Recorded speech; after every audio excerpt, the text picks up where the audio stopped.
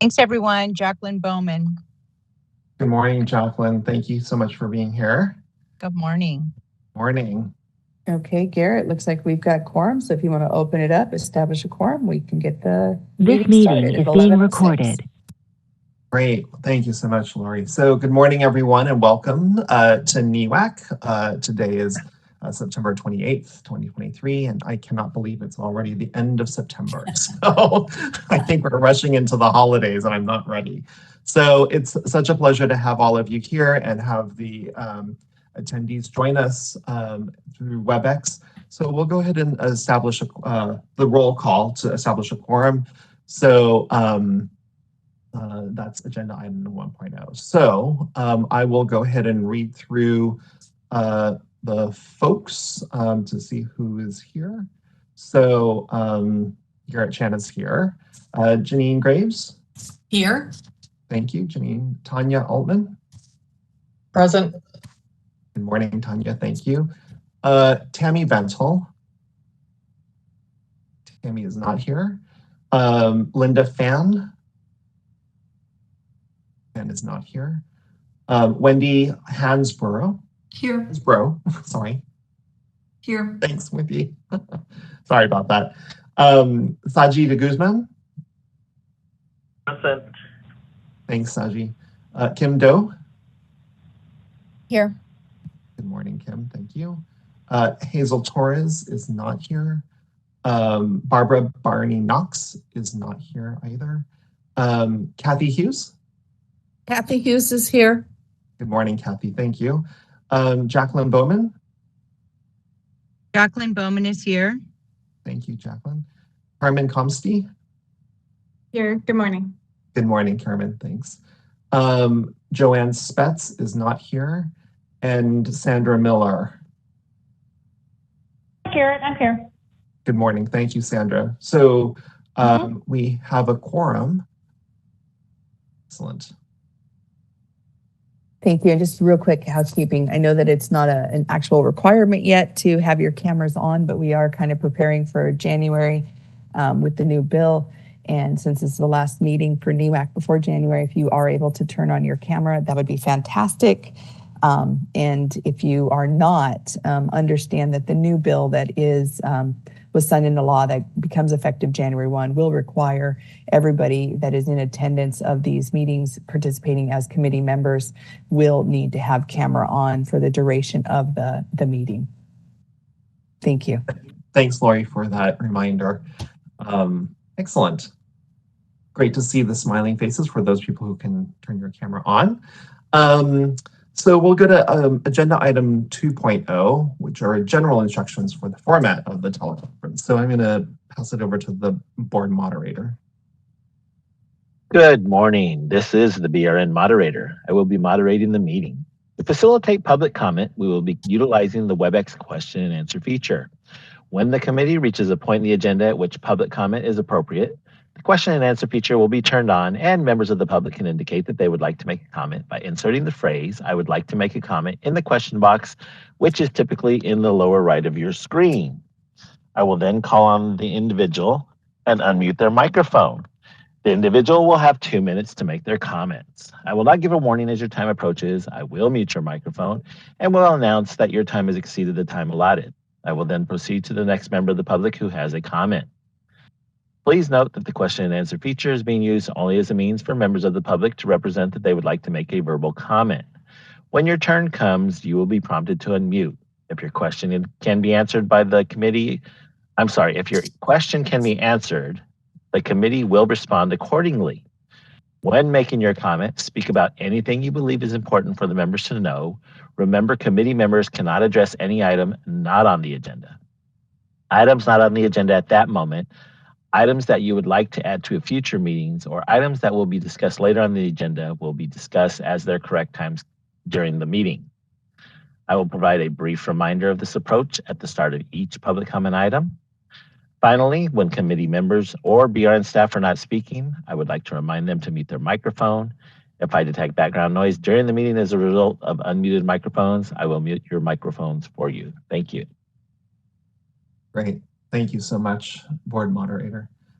So we'll move to agenda item 3.0, and this is public comments for items not on the agenda and items for future agendas. And what I will do is I'll read the statements that is on the printed agenda, which is the committee may not discuss or act on any matter raised during the public comment section that is not included on this agenda, except to decide whether to place the matter on the agenda of a future meeting. So if you have a public comment that is associated with any of the items on the agenda, agenda items 4.0 all the way to 8.0, please go ahead and hold those comments. And when we get to that agenda item, we would love to hear from you. So 3.0 is again for public comments for items that are not on our agenda today. So, I'm sorry, did you have something you wanted to add, Reza? No, you may have noticed me just adjusting my headset. That was all. Oh, okay, sorry. I was reading over here and I was looking over here and I saw movement, so I didn't know if you wanted to raise your hand. So, okay, no problem. So, we'll go ahead and open up the floor for public comments. Board moderator, please. We will be opening for public comment now. Please refer to the screen share for members of the public to see how they should type in their request for comment. I've activated the question and answer feature. Members of the public can indicate that they would like to make a comment by typing into the question box, "I would like to make a comment." Please remember, you will have 2 minutes to make your comments. I will not give a reminder as your time approaches. I do not want to interrupt you nor cause you to lose your train of thought. I will mute your microphone and inform you that your time has expired, and we'll move on to the next member of the public. I'll pause for a moment for members of the public to type in, "I would like to make a comment."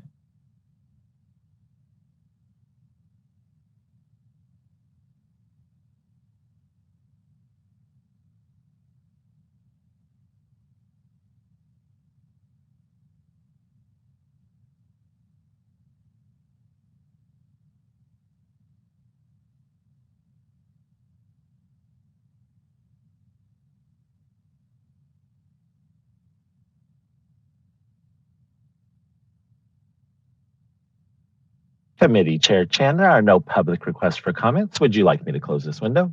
Yes, thank you, Mark. Okay, excellent, thank you.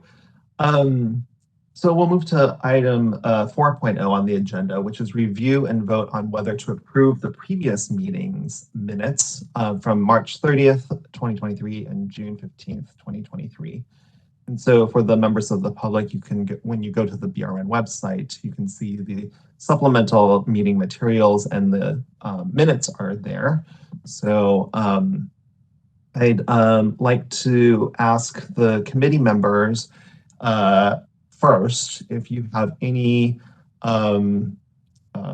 edits or changes to the minutes as they have been printed.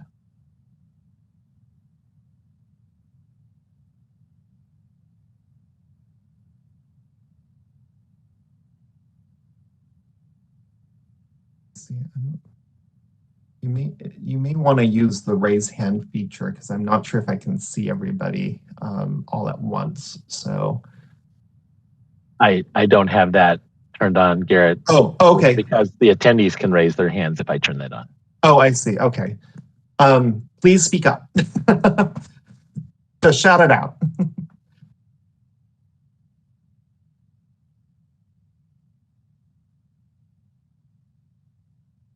Okay, hearing no requests to discuss, I'm going to seek a motion to approve the minutes as printed for March 30th and June 15th of this year. May I have a motion? This is Carmen. I'll move to approve the March and June meeting minutes. Thanks, Carmen. May I have a second? Danielle Altman. This is Sanjay, and I am seconding the motion for the movement and approval of the meeting minutes for March 20. Great, thank you so much. We have 2 seconds, so that's a positive thing and a backup. So, all right, we'll go ahead and open the forum to the public for public comment, please. We will be opening for public comment now. Please refer to the screen share for members of the public to see how they should type in their request for comment. I've activated the question and answer feature. Members of the public can indicate that they would like to make a comment by typing into the question box, "I would like to make a comment." Please remember, you will have 2 minutes to make your comments. I will not give a reminder as your time approaches. I do not want to interrupt you nor cause you to lose your train of thought. I will mute your microphone and inform you that your time has expired, and we'll move on to the next member of the public. I'll pause for a moment for members of the public to type in, "I would like to make a comment."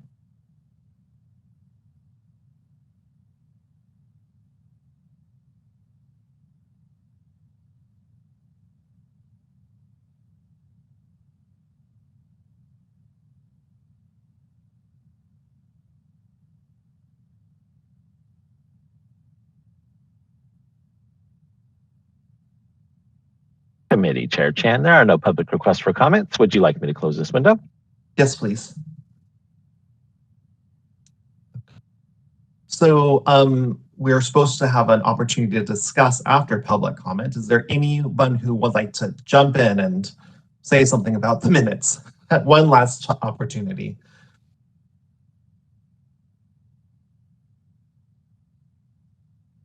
Okay. If not, let's go ahead and move to the vote. So I'll do a roll call. So the motion is for both the March 30th and the June 15th minutes to be approved. And so Garrett Chan says yes. Janine Graves? Yes. Tanya Altman? Yes. Thank you, Tanya. Tammy Van Holm is not present. Linda Fan is also not present. Wendy Hansbrough? Yes. Thank you, Wendy. Saji de Guzman? Yes. Thanks, Saji. Kim Do?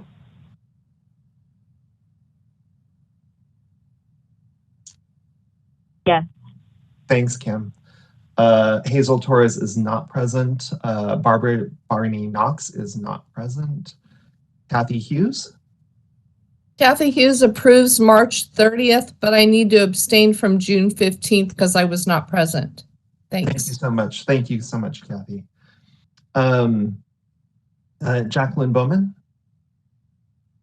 Approve. Thank you, Jacqueline. Carmen Komsky? Yes. Thank you, Carmen. Joanne Spetz is absent, and Sandra Miller.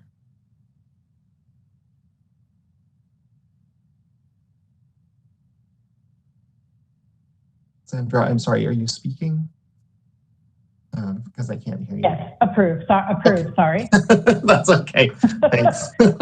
No problem. We'll get technology down one of these days. Oh, yeah, someday. Yeah.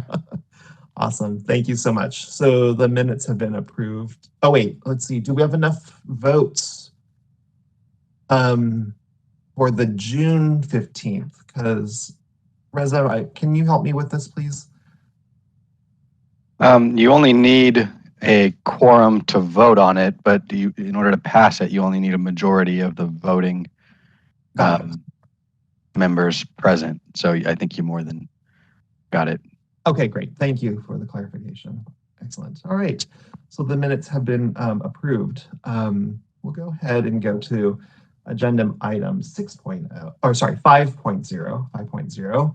And we're getting ready for 2024. And so the agenda item is discussion and possible action regarding meeting dates for 2024. And so when Janine and I had our prep meeting for this meeting today, we discussed with the BRN staff because they have a lot going on. And so we wanted to try to figure out how we would best fit in to the schedule of all of the committees that they have. And so the two proposed dates for 2024 are March 7th and September 12th. So those are the two dates that we have worked with the BRN, and we want to open that up for discussion among the committee members.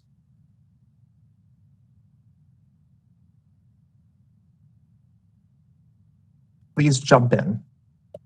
Those dates look good to me. I don't know of any conflicts that would prevent us from having a quorum on those dates. Great, thanks, Wendy, and thanks, Sandra.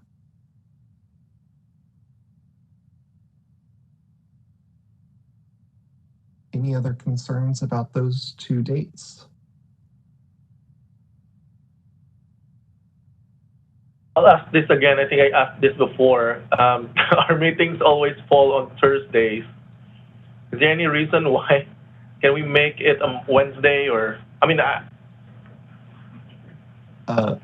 So are you proposing a different day, Saji? We're open. This is for discussion. So yeah. So I'm just making sure that it's not like a requirement that it's supposed to be a Thursday. So because my Thursday is actually filled for next year for Thursdays, but Wednesdays are okay, and Fridays.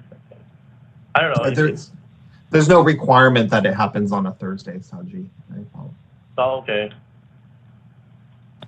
Do you want to propose? Just for discussion, it is just 2 Thursdays in an entire year. And so if there is a way that you could move around for that, that would be fantastic. Thursdays are a day that works well with the board staff that have to get all the materials ready, get everything ready for posting, send it over and have it merged onto the website through DCA, et cetera. So that was a request from my staff, but again, the same comment goes to you guys as it does to me, as I just said to you guys, goes to me and my staff as well, where it is just 2 Thursdays a year. So I could ask them to reconsider, but if there is any way to work with a Thursday, that would be appreciated by the staff that have to post the materials. It gives them the Monday to post if things were not completed the Friday before. But either one would work. We will also work with if it is just 2 Thursdays a year that we can accommodate that. Thank you.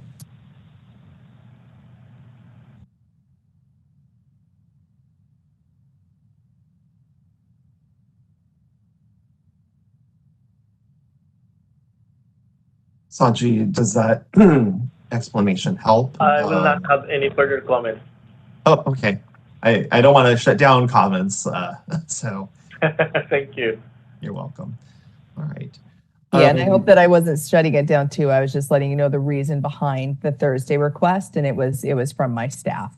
And like I did not perceive that, Lori. So. Okay, good. Because I was like, I was like, it is just 2 Thursdays a year, but we can also take that into effect for us as well. So we're flexible, but you guys were asking the reason why it was chosen for a Thursday, and I wanted to be able to share that.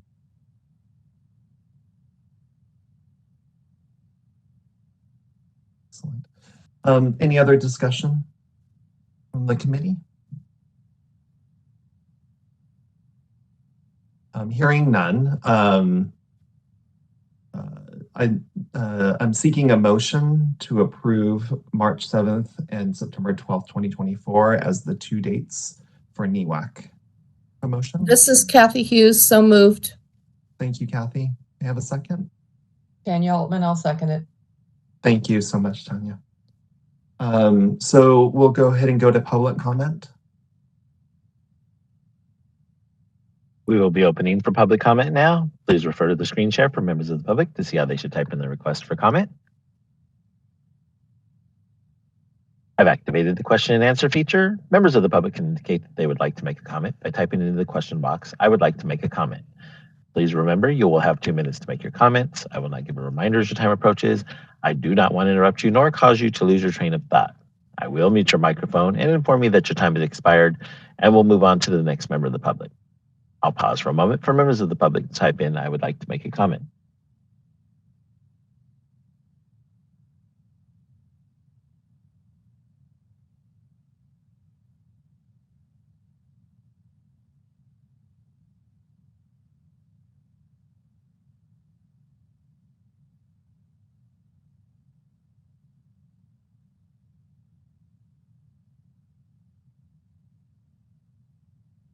Committee Chair Chan, there are no public requests for comments. Would you like me to close this window? Yes, please. Okay, so we're supposed to again open up for discussion among the committee members, post public comment. Any last words from the committee before we decide on a vote? Just one quick question. Are we looking at the same time frame on a Thursday? Probably. Lori, is that reasonable to? The time frame is completely flexible. Yeah, if they want to keep the same time frame, we're okay with that. I know sometimes it's easier to get you guys during your lunch. But currently we are not scheduling an additional committee meeting on the same day that NEWAC is, where with NPAC and MAC, et cetera, we back-to-back them so that we would not have that flexibility. So if it does need to be adjusted, perfectly fine. But I do ask that you guys take into consideration work schedules of your fellow committee members. And I know sometimes it's very difficult. So holding this during a lunch time seemed to be the request last year. And if that is helpful, to consider that moving forward with this one. Do you have a request for us to consider? We haven't even gotten to the times. Wendy, do you have a? Nope, I'm all good. Okay, great. I had oh, sorry. I'm sorry. No, go ahead, Carmen. I'm sorry. I had a question for Sanji. Is there a better time for you on Thursdays? If that would help. Well, it's gonna be at night, but I considered that it will not be available in the afternoon. So, thank you for asking. But the lunchtime should be okay. Okay, great. Would earlier in the day work better, Saji? Like maybe a 9 o'clock start? We do start committees sometimes at 9 o'clock, if that's something that's easier for you. No, I start my clinic at 9, so okay. 9 to 5. So I understand that. So I'll still I'll still take a look on the time, but I think I can make it. Like today, I made it. So yes, we're perfect. Thrilled that you made it. Thanks. Excellent. Excellent. So any other discussion? Always feel free to interrupt me. Okay, so hearing no further discussion, I'm going to call for a vote. Let me get my roster out again. So the vote is to approve those two dates, March 7th and September 12th. So Garrett Chan is yes. Janine Graves? Yes. Thank you, Janine. Tanya Altman? Yes. Thanks, Tanya. Tammy Van Hull is not here with us. Linda Pham is also not here with us. Wendy Hansbrough? Yes. Thank you, Wendy. Saji de Guzman? yes. Thanks, Saji. Kim Doe? Yes. Kim. Hazel Torres is not here. Barbara Barney Knox is not here. Kathy Hughes? Kathy Hughes, yes. Thanks, Kathy. Jacqueline Bowman? Jacqueline Bowman, yes. Thanks, Jacqueline. Carmen Comsty? Yes. Thanks, Carmen. Joanne Spetz is absent, and Sandra Miller. Yes. Okay, thanks, Sandra. So the motion carries, and those will be the dates. Thank you so much for your flexibility. We appreciate it. Moving on to agenda item 6.0 is discussion and possible action, review of potential changes to the 2024 Registered Nurse Survey and process for seeking community feedback. So unfortunately, our two subcommittee members, Joanne Spetz and Hazel Torres, are not here today.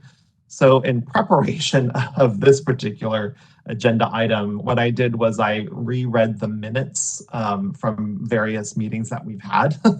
And I'm going to cobble together what I think that they might need from us. And Lori, if you have any additional information, I'd be thrilled to have you participate. But if I may just start, it seems like, again, and I'm reading through the minutes and kind of reconstructing what I wrote down in my own notes, is that we're looking for feedback on the questions. What are topics of priority? What are topics that are not seen on the survey that you can see in the supplemental materials? And I remember very clearly Joanne saying that there's not much space, perhaps zero space, to add more questions. So if people want to add questions, then questions would have to come off. So as you're thinking about this, for the public as well as the committee, please think through that, that the survey can't go on, that they really are limited. So if we're going to make some recommendations, we may have to make some recommendations of things that come off.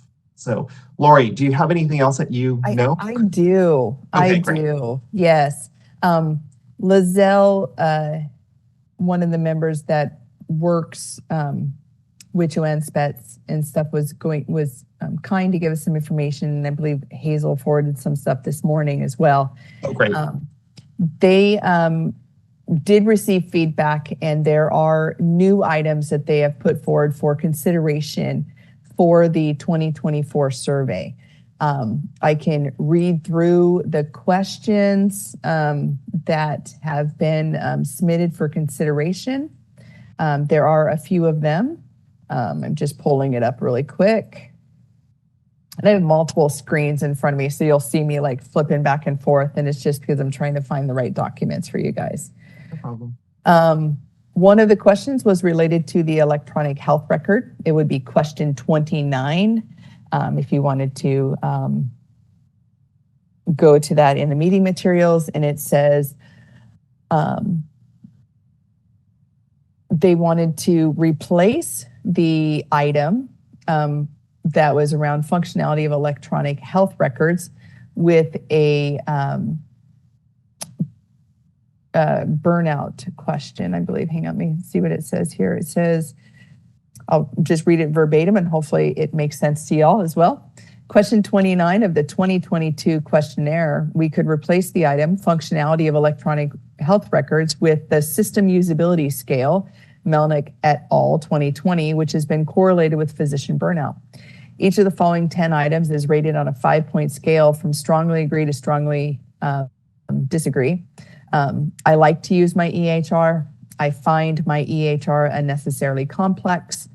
I like my EHR is easy. I think my EHR is easy to use. I think that I would need the support of technical personnel to use my EHR better.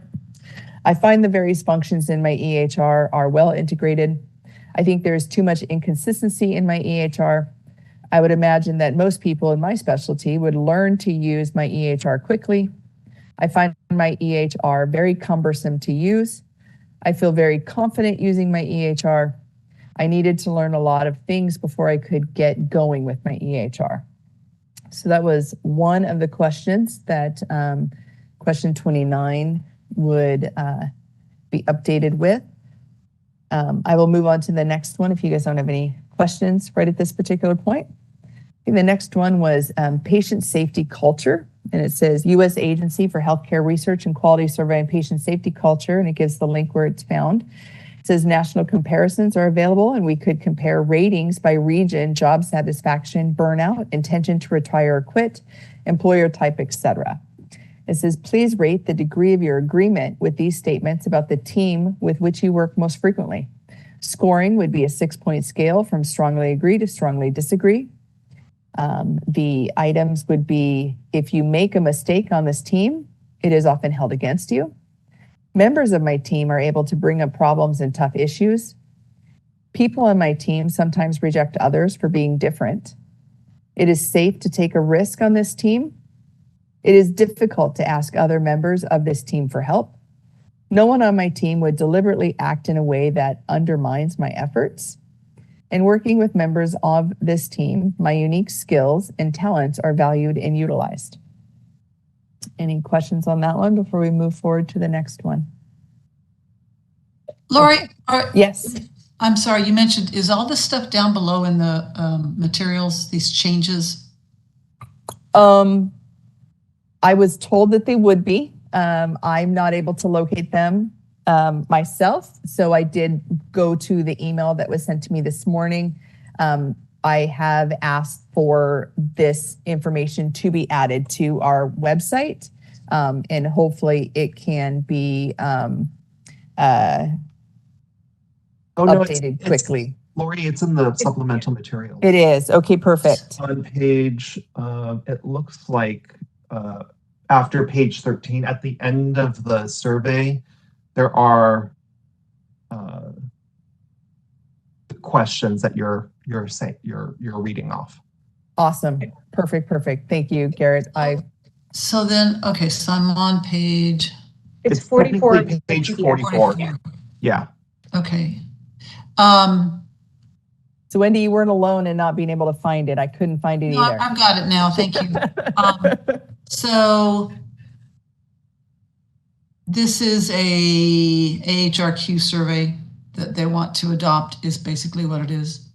That's my question. These are just various questions that they have been putting forward. And this one specifically is an AHRQ question. So I'm just saying it's Not an instrument. It's an instrument that's been used. Yes. Yep. Okay. And we're using the entire instrument? We're using this question. It just said on what I have documented, so I'm not able to answer how UCSF does their entire process. We contract with them and they're the ones that complete the work around it. All I have is really what is on this item in front of you where it says this is what it is and national comparisons are available. And then the statement says, and we could compare ratings by region, job satisfaction, burnout, intention to retire, quit, employer type, etc.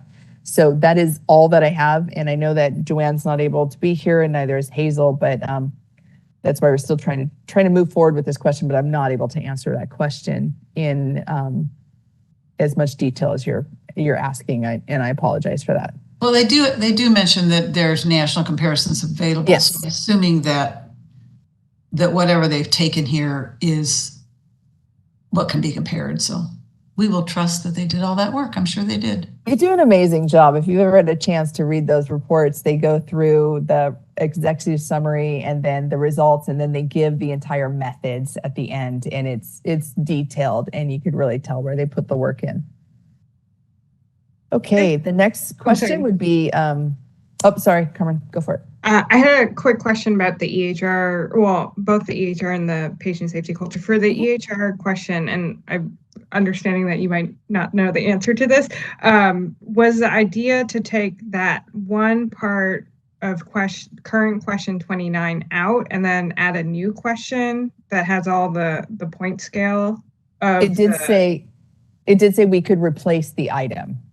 Okay, so now functionality for the system usability.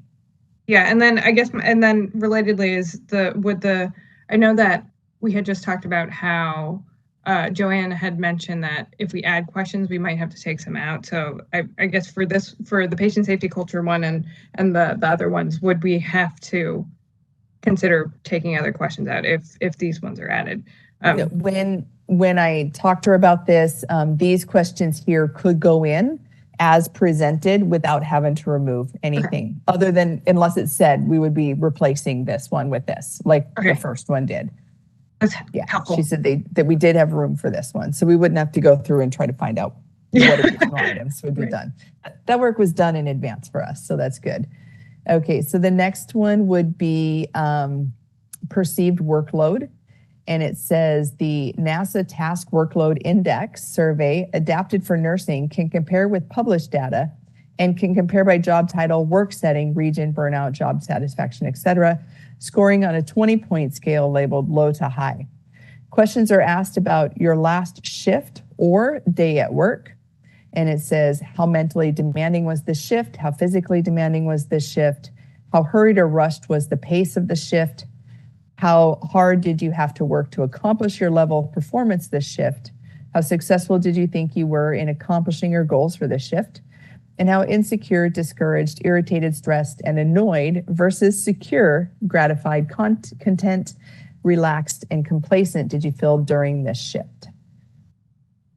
And I will pause for questions on that before we move on to the resilience item.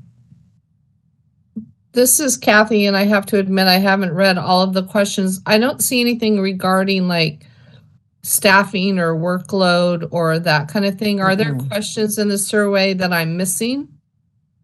No, I mean, there are multiple questions in the survey that you are absolutely missing. There's many workplace questions. It's a very large packet that goes out. Either they try to do electronically first, and then those that are not responded to electronically, they do reach out and send paper copies, and they do say they tend to get a pretty good paper return.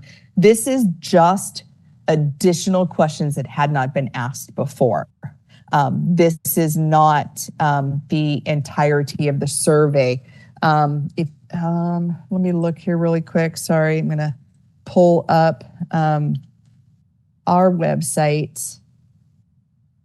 So I guess my question is there's questions in the survey regarding staffing and that kind of workload? And like breaks and lunches and things like that?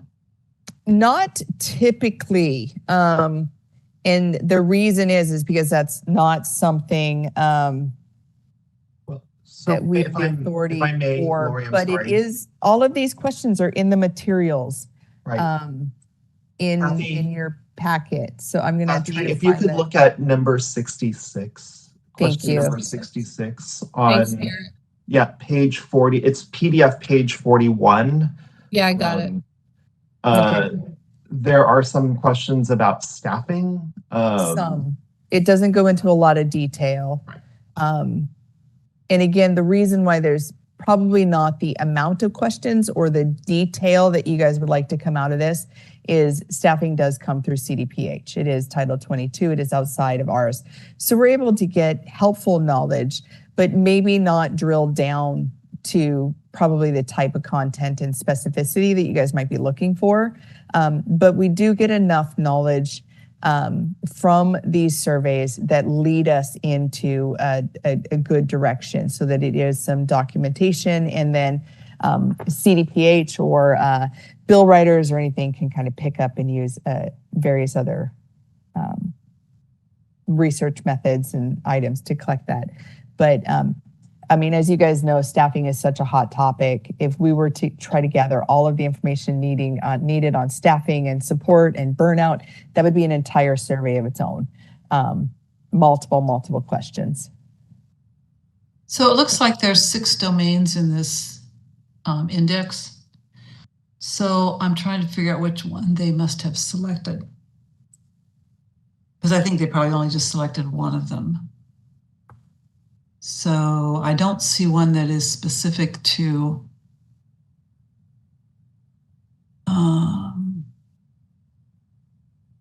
perceived workload. Looks like that's the top. Looks like that's the subtopic they are looking for.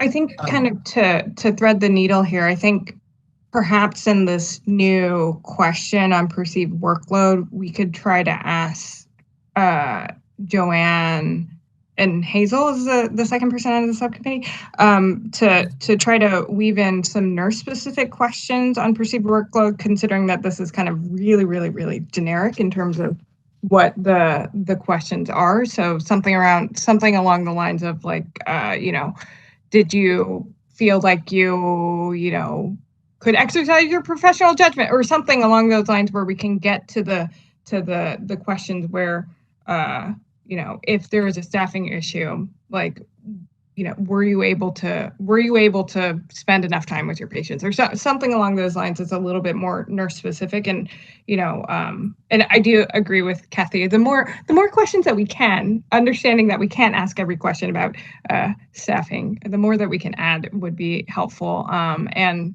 I had a comment for the next one, which maybe will help. Okay. I would just add that it would, if they pulled one domain from this fairly large index, if they could tell us which domain they pulled. So if that's what a couple things. Yeah, that's great, Wendy. Just a couple things. I would point attention to question 26 on page 34 of the PDF. Okay. That there is some nuance there and I'm not saying that it's great. I'm not making any judgment call about it. I'm just saying you might want to look at question 26 on page 34. And then the other thing is I was looking through the attendee list and I see Layla Chu is an attendee, and Layla works on the project with Joanne. And so there's a lot of questions. And so I'd like to raise her. L. Chu, CHU is her last name, because there's a lot of questions about the survey, and Layla works on the survey, so she can probably It would give us be, I did see that we are elevating her, but since this was not planned and this was not something that she prepared for, when we do elevate her, I would love for her to come off mute and us get consent to continue to ask her any questions. I don't want to put her on the spot so that she feels pressured to do this if this is not something that she is prepared to do. Sure, that's great. Layla, can you hear us?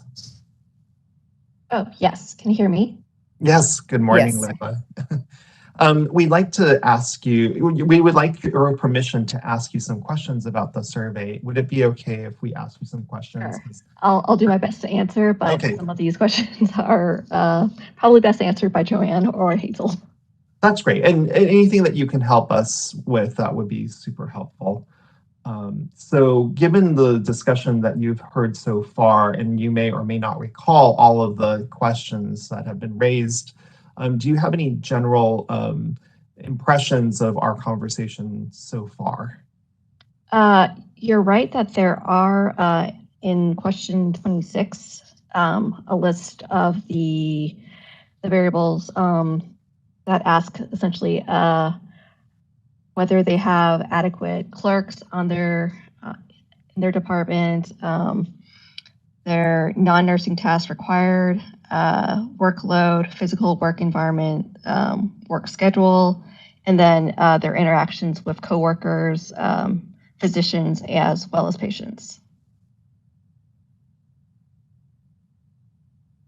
And then just for clarification, I know it has time available for patient education, interaction with patients, stuff like that, but it doesn't have, the question that was like, do you have enough time to complete all your patient care activities?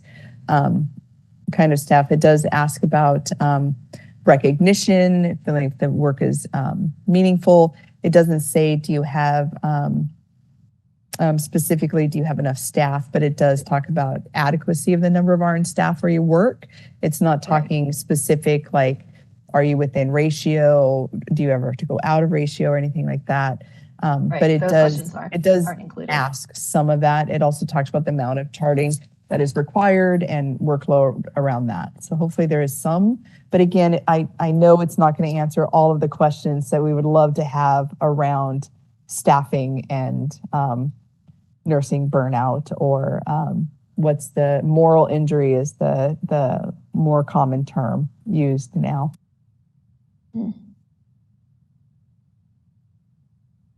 Sorry. Yeah, I mean, I think I mean, it's not so much a enforcing Title 22 question as staffing in general increases our moral injury, and the fact that most nurses have 12-hour shifts, and if they're not able to get their breaks and lunches because of the workload, then they're ending their shift even more fried than they would have. So I think that, and I agree with Carmen that these are good questions, but they're not, I don't know how nurse focused they are. So that was just kind of my thought. Not so much were you out of ratio, but like the staffing questions in general. But I do think that, nurses are expected to do more and more with less, especially post-pandemic, and so, or continuing pandemic-ish. So I don't know. That was just my thought. Thanks. Yeah, I think those are great questions. And these will all be in the meeting minutes as well.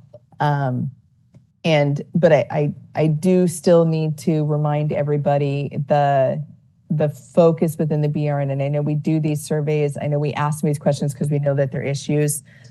We know that they are important things for the board to take into consideration, but our jurisdiction limits us to preparation for licensure, so educational preparation for licensure, continuing education to maintain licensure, the ability to become licensed, so the licensing entire process with that, and then in enforcement activities, including intervention. And that is the totality with us. When we work with nurses, it's more around the scope of practice and whether or not they've been able to maintain scope of practice and that they've competence around that. But I need to remind everybody on this meeting, and I had to do it at the stakeholders meeting as well, staffing ratios are not something that the BRN can ever address. And along with wages, employment issues, stuff like that. And I know that that is a lot of your guys' focus, but those are items that I believe if we started to tailor questions more specific to that and kind of getting in the weeds, we would be overstepping what our charge is. This survey comes out of our authority that is given to us in Business Professions Code 2717.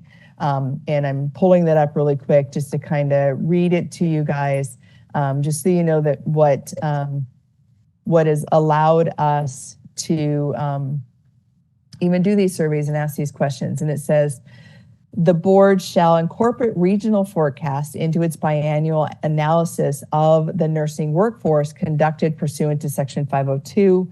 The board shall develop a plan to address regional areas of shortage identified by its nursing workforce forecast. So I know that staffing definitely plays a part in, as we get to the next question as well, resiliency, whether or not they want to stay a nurse. And this is something that we've been talking about a lot of the workforce committees that I've sat in on, as well as listened to in attendees, is we have a fairly secure pipeline of nurses. And according to the UCSF survey, actually, it says that California should have a surplus of nursing workforce by 2029. So we do a really good job at increasing enrollments and having the nursing students come out and graduate. What was truly identified in this last survey was nurses are leaving the profession. They're not leaving their job, they're actually leaving the profession, and some of the issues around that. So these questions that were suggested by UCSF, that they found comparable surveys that can be adapted, because you want everything to be evidence-based, you want to be able to do comparisons. These were suggestions to kind of drill down a bit more. And again, I don't know that we can go into the depth that you guys are probably wanting. That might be a different survey. That might be something that, Health Impact, who does amazing surveys and we partner with sometimes. That might be a joined survey that we can do together. And I see Garrett nodding his head. So that would be a something that we can pursue outside of this possibly. But I do want you guys to know that I hear you. I know that this is an issue. This just might not be the appropriate tool to utilize to gather all that data that I do believe will need to happen. The one other thing that I noticed they wrote in here is that this the NASA tasked workforce workload index was adapted for nursing. And I know that when Joanne and her team look at these things, they try to keep the questions as similar as possible so that there is some validity in the tool. So I would like you guys to keep that in the back of your head as you guys are looking at these questions and what she's put forward, because we may not want to be changing them up too much if we want to have comparables. And so just keep that in mind and know that we will take down all of the information that you guys have shared, put it in our meeting minutes, but it may not be used specifically for the survey. It may be used to spur an additional survey that would be taken out and shared, and we'd get results and stuff and findings on that. Laura, if I could come back to these questions from the NASA, because I hear what you're saying, and I appreciate that and understand what you were saying about the mission of the board to do these surveys. If I look at this group of questions as a whole, these are asking about just culture. That's what those questions are. And so I guess I'm wondering, is an assessment of the existence of just culture within the purview of the board? I was trying to come off mute. Yes. We actually utilize just culture in a lot of our enforcement processes. It was a recommendation through NCSBN, National Council of State Boards of Nursing, and just culture was one of the tools that they thought that all boards of nursing should utilize when evaluating any incidences that come out from a nurse performing or not performing their job well, either one. And so absolutely, just culture is within the purview because we do the enforcement, we do the scope of practice, we look at improvements, and that all comes down to just culture as well. Then I would ask then the sentence above this that says that national comparisons are available and we could compare ratings by region, job satisfaction, burnout, intention to retire, quit, employer. Is that applying to everything below this? Because that's not what these questions are about. They're not about job satisfaction. They're not about burnout. So are those the ones that then are following down lower, the perceived workload, those other ones? With, I think it does. I think it's a combination. Again, Joanne's partner's on here as well throughout the survey. Do you have anything to share possibly? She did not break it up further and just said that it would be I believe. Sorry to interrupt. I think we're talking about, since we're talking about this perceived workload, I don't think this is all encompassing since this is not all the questions that in the NASA task. I think it was pre-selected. So I think the matter of the manner of how it was selected is the question. This is only 1, 2, 3, 4, 5, 6 with the 20-point scale. So there are other questions that are missing. Oh, I was talking about the questions above perceived workload. Correct, but it's not encompassing all those questions below. Yeah. So meaning that it's not answering all those that you're those concepts. Yeah. It's just how it was selected. I think the question was how it was selected to be only these questions and not all the questions that are already, the original questions from NASA. Right.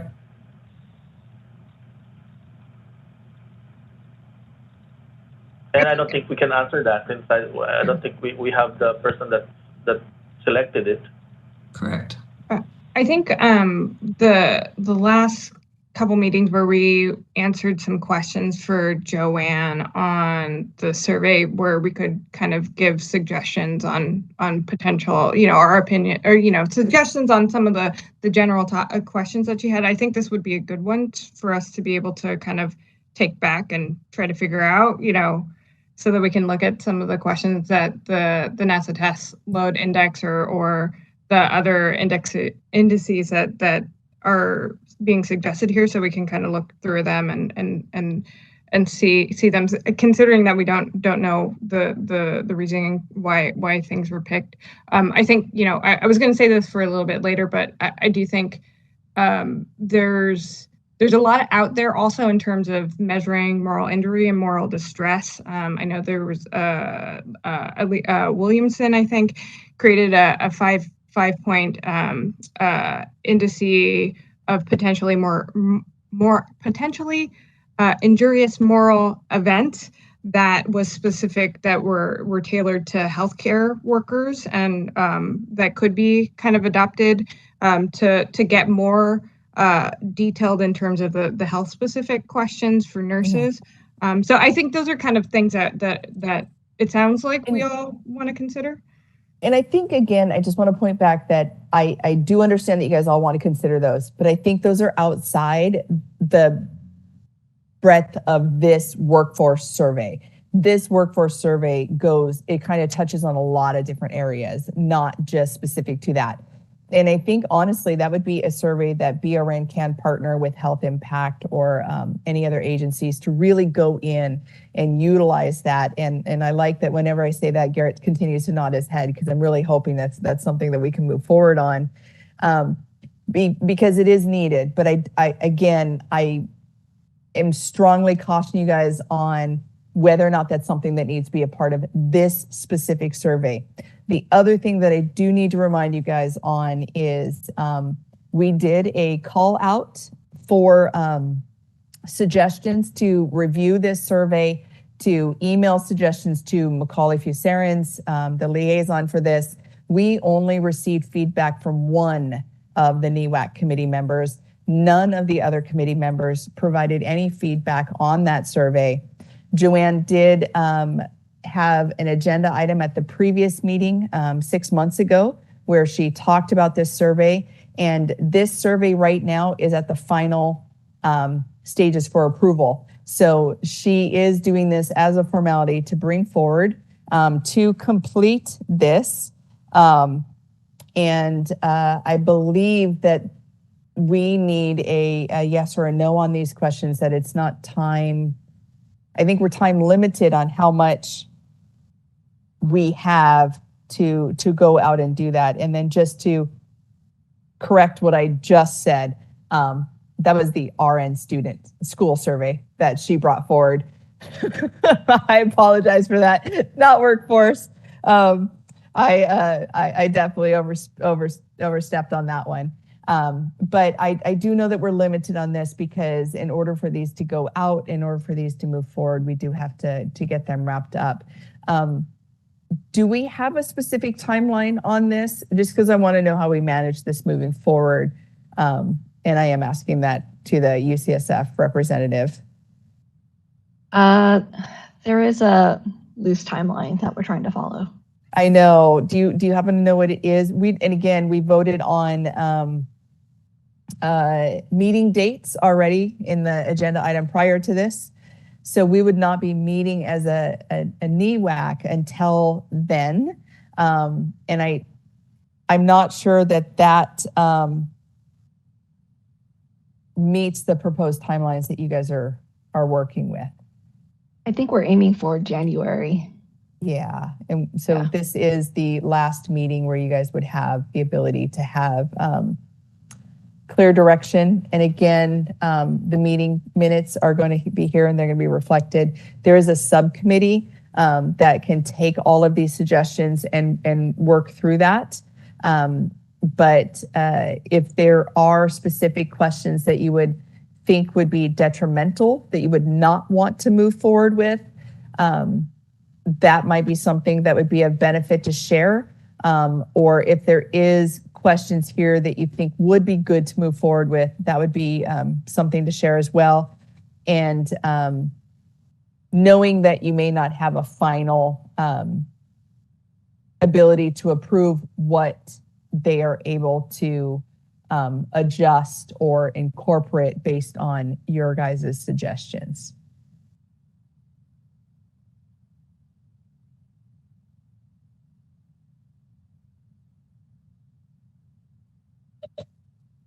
I just want to say thanks for the explanation, Lori. I think, at least for me, like I like the idea of having an additional survey if that's something that is possible to kind of address some of the issues that we've been raising. Within the scope of the BRN's ability to look at some of these things. And I think the presentation from the last BRN meeting proper was really insightful in terms of being able to collect this ongoing information about, moral distress, moral injury, the impacts on nurses' ability to meet their scope of practice and their professional responsibilities. I think those are super important. They are, and these surveys are the ones that has really kind of brought a highlight to it. If you do look at the reportings out of UCSF, when we were looking at workforce on just the last report that's published on our website around it, is they're saying that we have adequate number of nurses being graduated, but what's happening is they're not just leaving their job, they're leaving their profession, and not specific to COVID. That it is definitely around perceived support and burnout and such. So it would be good information for us to all have at our fingertips. I think it's a very important area that needs to be addressed if we're going to continue with this pipeline. The analogy is you can't all, and I'm totally blanking on the analogy right now. It was at the tip of my tongue, and now it's gone. But you can really, with what I'm seeing here, just looking at statistics over the last few years, is we have more and more nurses coming out of our schools. We've got 30,000 nursing students right now in California. And we are licensing 40,000 endorsing RNs into our state on an annual basis.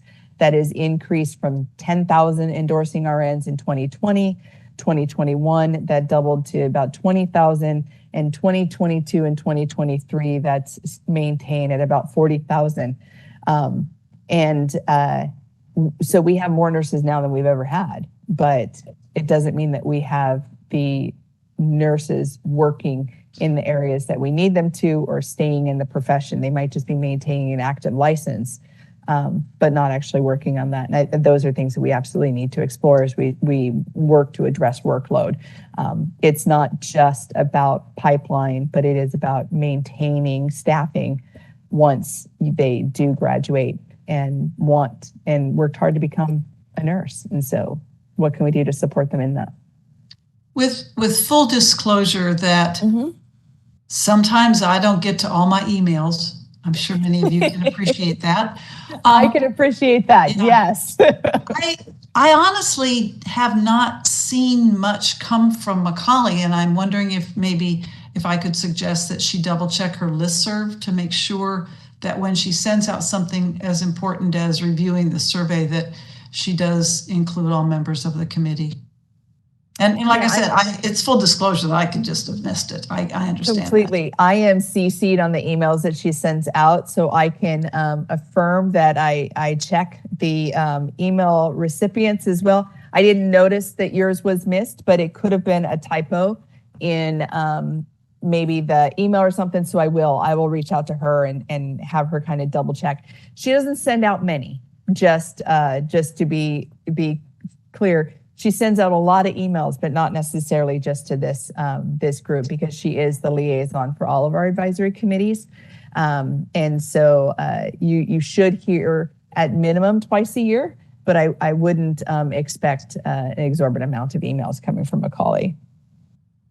I appreciate that. And I think one of the challenges also is if, and I'm not speaking specifically to you, Wendy, just anybody in general, is we don't actually get the minutes until right before the next meeting. And so it's hard, if you miss the meeting, then it's hard to kind of catch up. And I'm just wondering if Lori or Reza, there's other committees that have tried to figure this out, because if you miss the meeting, you miss the meeting, right? And the minutes come out 10 days, before the meeting, and so it's kind of like we're rushing to catch up. So is there any way to like figure out how to let people know what that's within the Bagley-Keene Act that this is what you missed?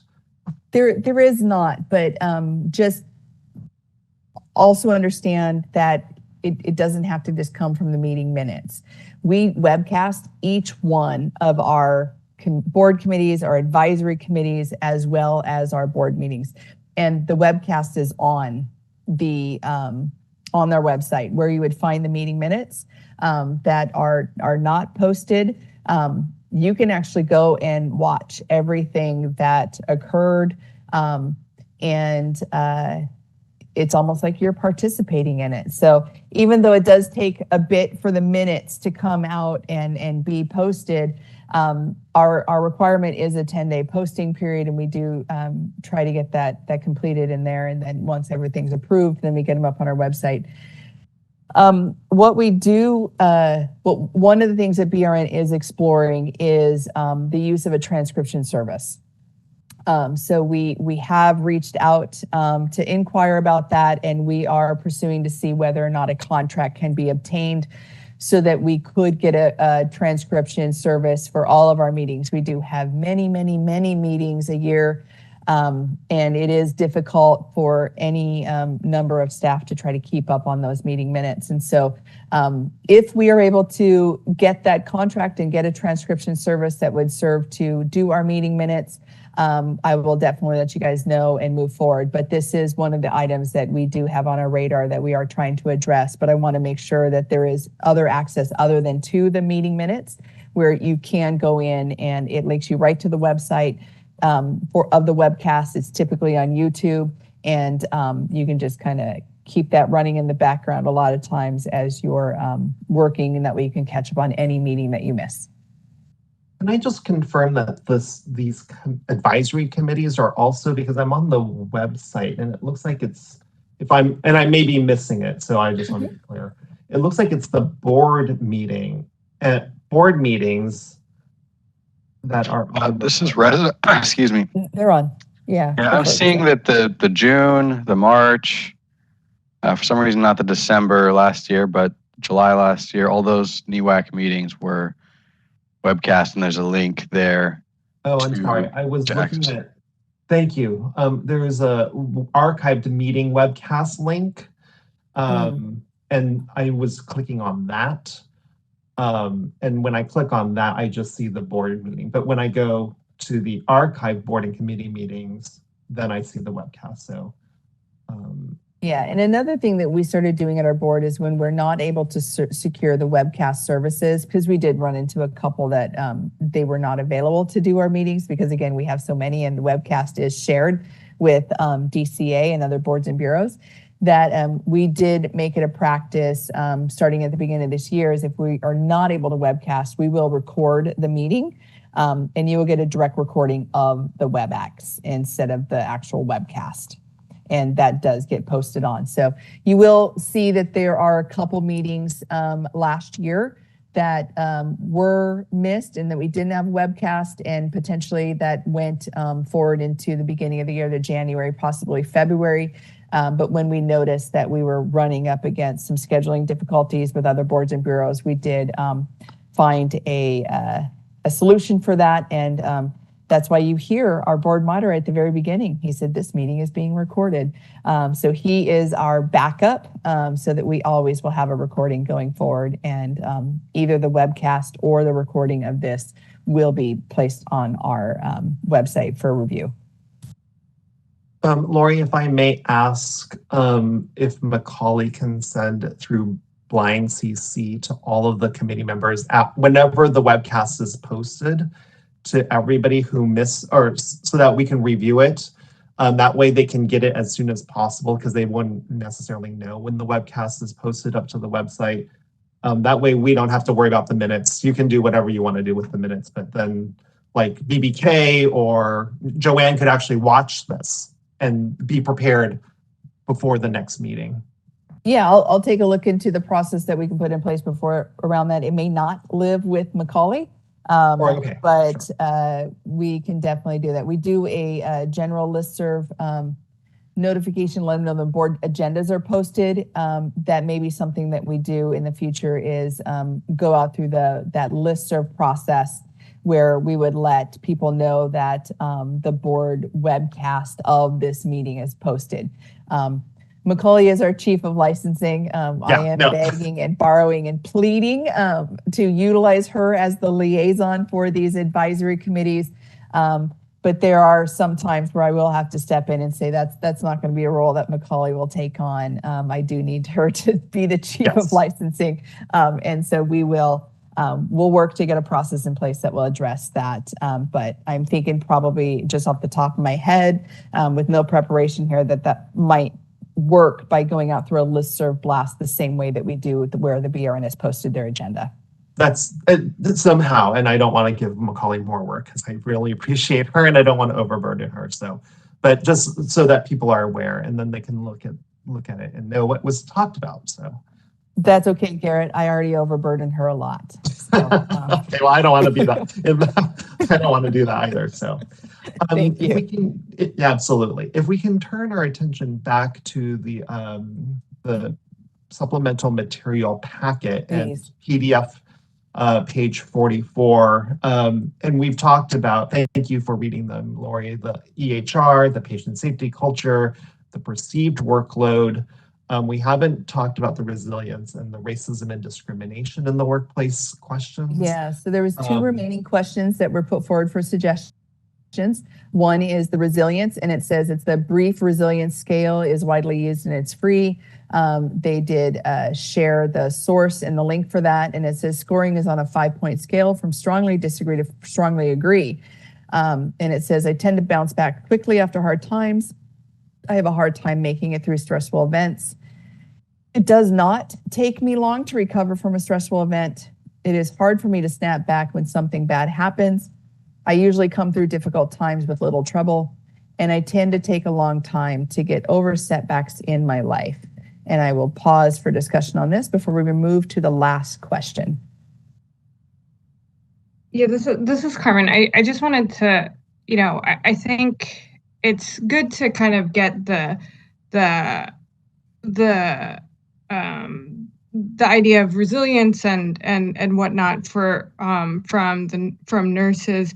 I think I don't necessarily like the 5-point scale here because it tends to blame the nurses themselves. And, I think that this is why I tend to think that the moral injury types of questions are better because,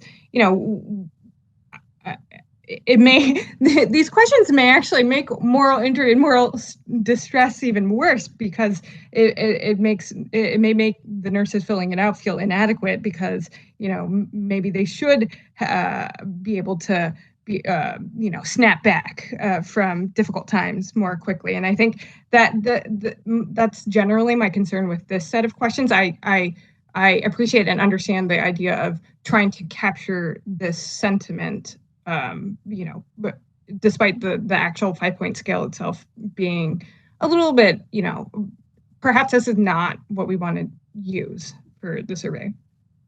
And I can assure you that the BRN does not want to add to any kind of moral injury or not feeling good about yourself as any of our stakeholders as well as our nurses.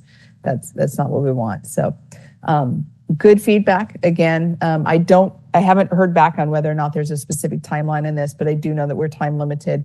And I am grateful that we do have the ability to share this out and get some quality feedback. The last sorry, question, Lori, can I just say something quick about that? There are other short surveys that I would recommend that, to Carmen's point, doesn't focus it so much on the issues. And so I will not be communicating with Joanne. I will be communicating with Layla Chu, who is not on this committee, and make a recommendation because there are other the National Academy of Medicine has a whole host of different tools and validated assessments around it. And Carmen, I also appreciate what you're saying. And so I will make a recommendation to Layla so that, or I can make, this is what I'll do. I will send an email to NEWAC and then you decide what to do with it. But there is a specific other survey tool, and I'm blanking on the name off the top of my head, and I'll think about it. Send that specific information to Macaulay, please, not to the entire NEWAC group. No, to the NEWAC email. Okay, that will NEWAC work email. even better. So Thank you. this is Reza. I think you can generally describe your feedback here and kind of get it out here, and then your email to the NEWAC would be kind of a summary of the feedback you're giving here. That way we're covered. This is Kathy. Sorry. Can I just say one other thing, Kathy, is before, and then I'd love to hear from you. To Carmen's point is that I just published a research study on moral injury and distress of nurses in California. And if people have not seen that, the first author is Candace Burton, Burton. If you just type in Burton and Chan, you'll find the article. And it really did a deep dive. We have another article that we're doing looking at using the same data set that we collected, looking at suicidal ideation in nurses. So this is a very important topic to me and the UCI Irvine team. And so we're continuing to look at that. So I want to just support what you're saying, Carmen, and we're taking it from a very sensitive perspective. And we have a psychologist on the team who has a lot of experience in this area.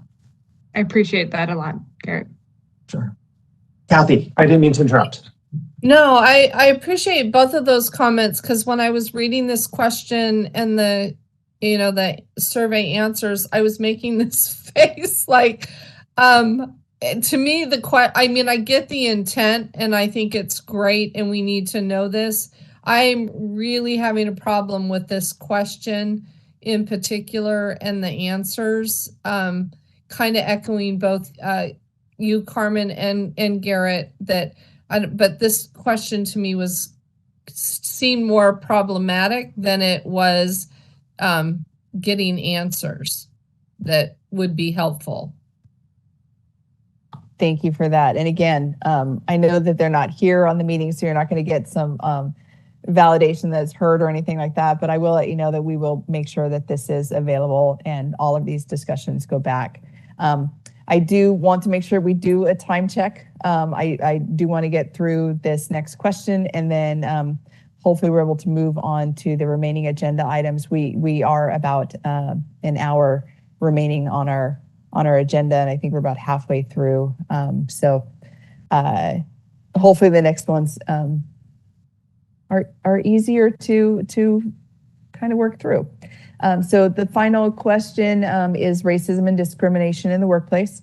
It says David R. Williams at Harvard has many different sets of questions on a website. Below are two options that are related to workplace experiences. There is a shorter version and a longer version. I believe she would be asking which one of the shorter or the longer version. I don't think the intention would be to use both, because she did put two options. So the shorter version says, here are some more situations that can arise at work. Please tell me how often you've experienced them during the past 12 months. Response choices: once a week or more, a few times a month, a few times a year, less than once a year, or never. The short ones are: how often do you feel you have to work twice as hard as others to get the same treatment or evaluation? How often are you watched more closely than other workers? How often are you unfairly humiliated in front of your others at work? How often do your supervisor or coworkers make slurs or jokes about racial or ethnic groups? How often do your supervisor or coworkers make slurs or jokes about women? How often do your supervisor or coworkers make slurs or jokes about gays or lesbians? And then I will go towards the long version, and the questions that are included in the long version are: how often are you unfairly given the job that no one else wants to do? At work, when different opinions would be helpful, how often is your opinion not asked for? How often are you watched more closely than others? How often does your supervisor or boss use racial or ethnic slurs or jokes? How often does your supervisor or boss redirect racial or ethnic slurs or jokes at you? How often do your coworkers use racial or ethnic slurs or jokes? How often do your coworkers direct racial or ethnic slurs or jokes at you? How often do you feel that you have to work twice as hard as others at work? How often do you feel that you are ignored or not taken seriously by your boss? How often do others assume that you work in a lower status job than you do and treat you as such? How often has a coworker with less experience, fewer qualifications got promoted before you? And how often have you been unfairly humiliated in front of others at work?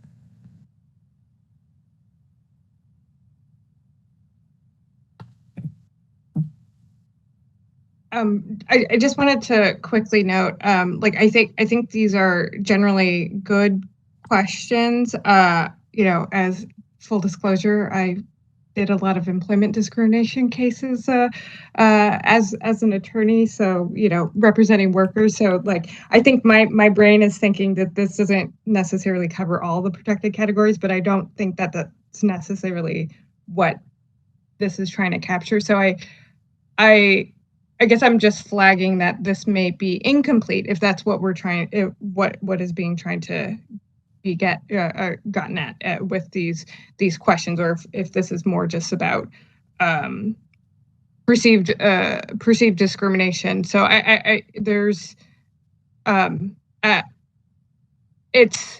just don't want people to read these and think that these are the limits of potential discrimination within a workplace against nurses. Absolutely. Actually, I'm checking the website right now from Harvard University, and it's actually checked out. All of those 12 questions are all from the Everyday Discrimination Scale from David William. So they validated it and good, excellent reliability. So.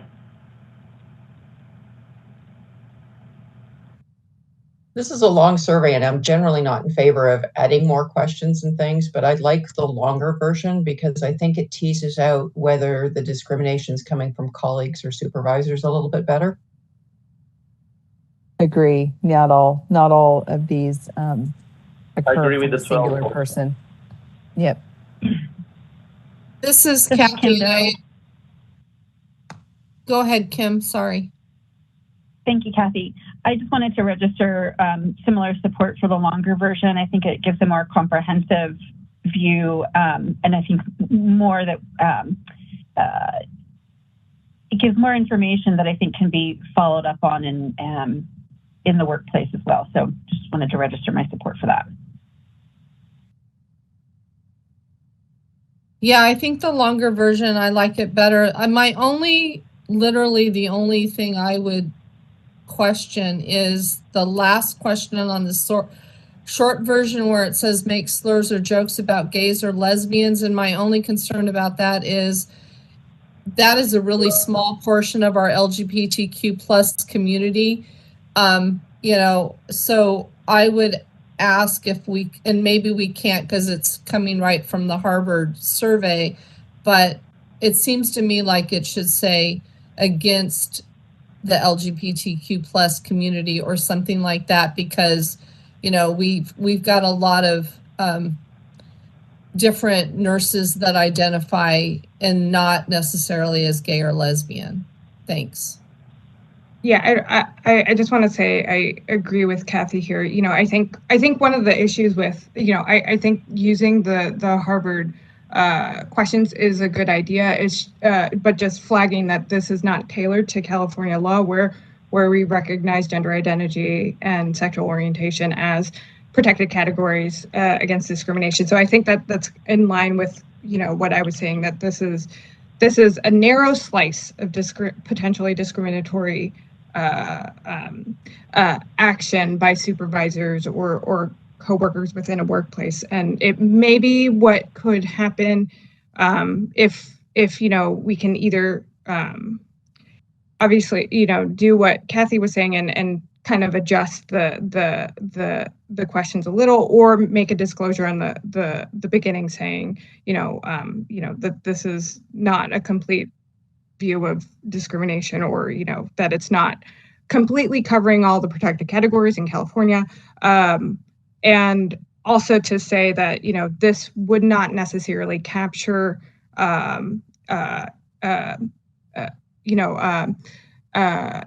it would only capture intentional discrimination that's very clear, that has a smoking gun of discrimination, and not necessarily patterns or practice of discrimination, which are also valid and should be recognized.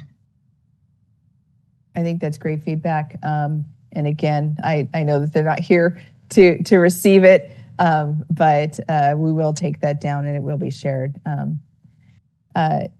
This one is discussion and possible action. You guys do not have to vote on this if you do not want to. I think we can just leave it as information collecting as it was right here. I don't know that there would be a motion on whether or not you wanted to accept them or have specific edits to this. So I think that it might be the best way to manage this specific item is to leave it as kind of an information discussion as we just did. And then no vote would be needed or a motion, and we can open up to public comment if you agree, Garrett. Yeah, let's go ahead and open up to public comment.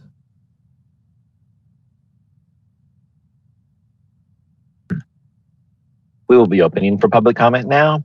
Please refer to the screen share for members of the public to see how they should type in their request for comment. I've activated the question and answer feature. Members of the public can indicate that they would like to make a comment by typing into the question box, "I would like to make a comment."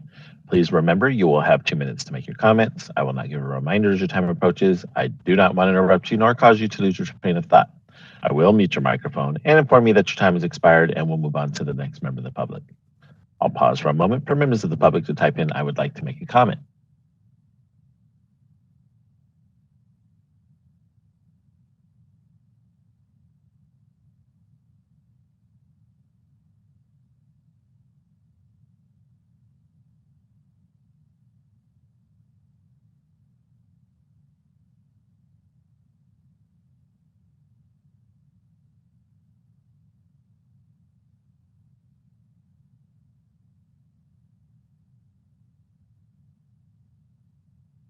I'm sorry, I am going to chop up that name, but I will just go with Sang Dao would like to make a comment. 1 second, please.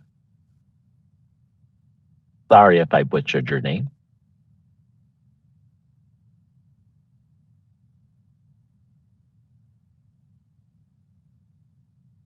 Hello? Yes, ma'am, go ahead. Okay, yes. I do agree on the one of the question where what's her name mentioned about moral injury. And for me, as a public person, and also I am going through a situation right now that has really challenged my whole livelihood. I do certain questions, even certain conversation, it does hit you home really, really hard. But at the same time, it is the only way if you give an opportunity for the survey, because you feel like nobody's listening to you. You feel like either your employer or the board isn't listening. So by still if the question is really sensitive, but at the same, it can be a little sounding harmful, but at the same time, I think that when you're direct, that I can actually put a comment there and made it's like an opportunity to make a sensitive comment where you can write it out. That's just my own opinion that it's one of the way to be heard, even though it's hurtful.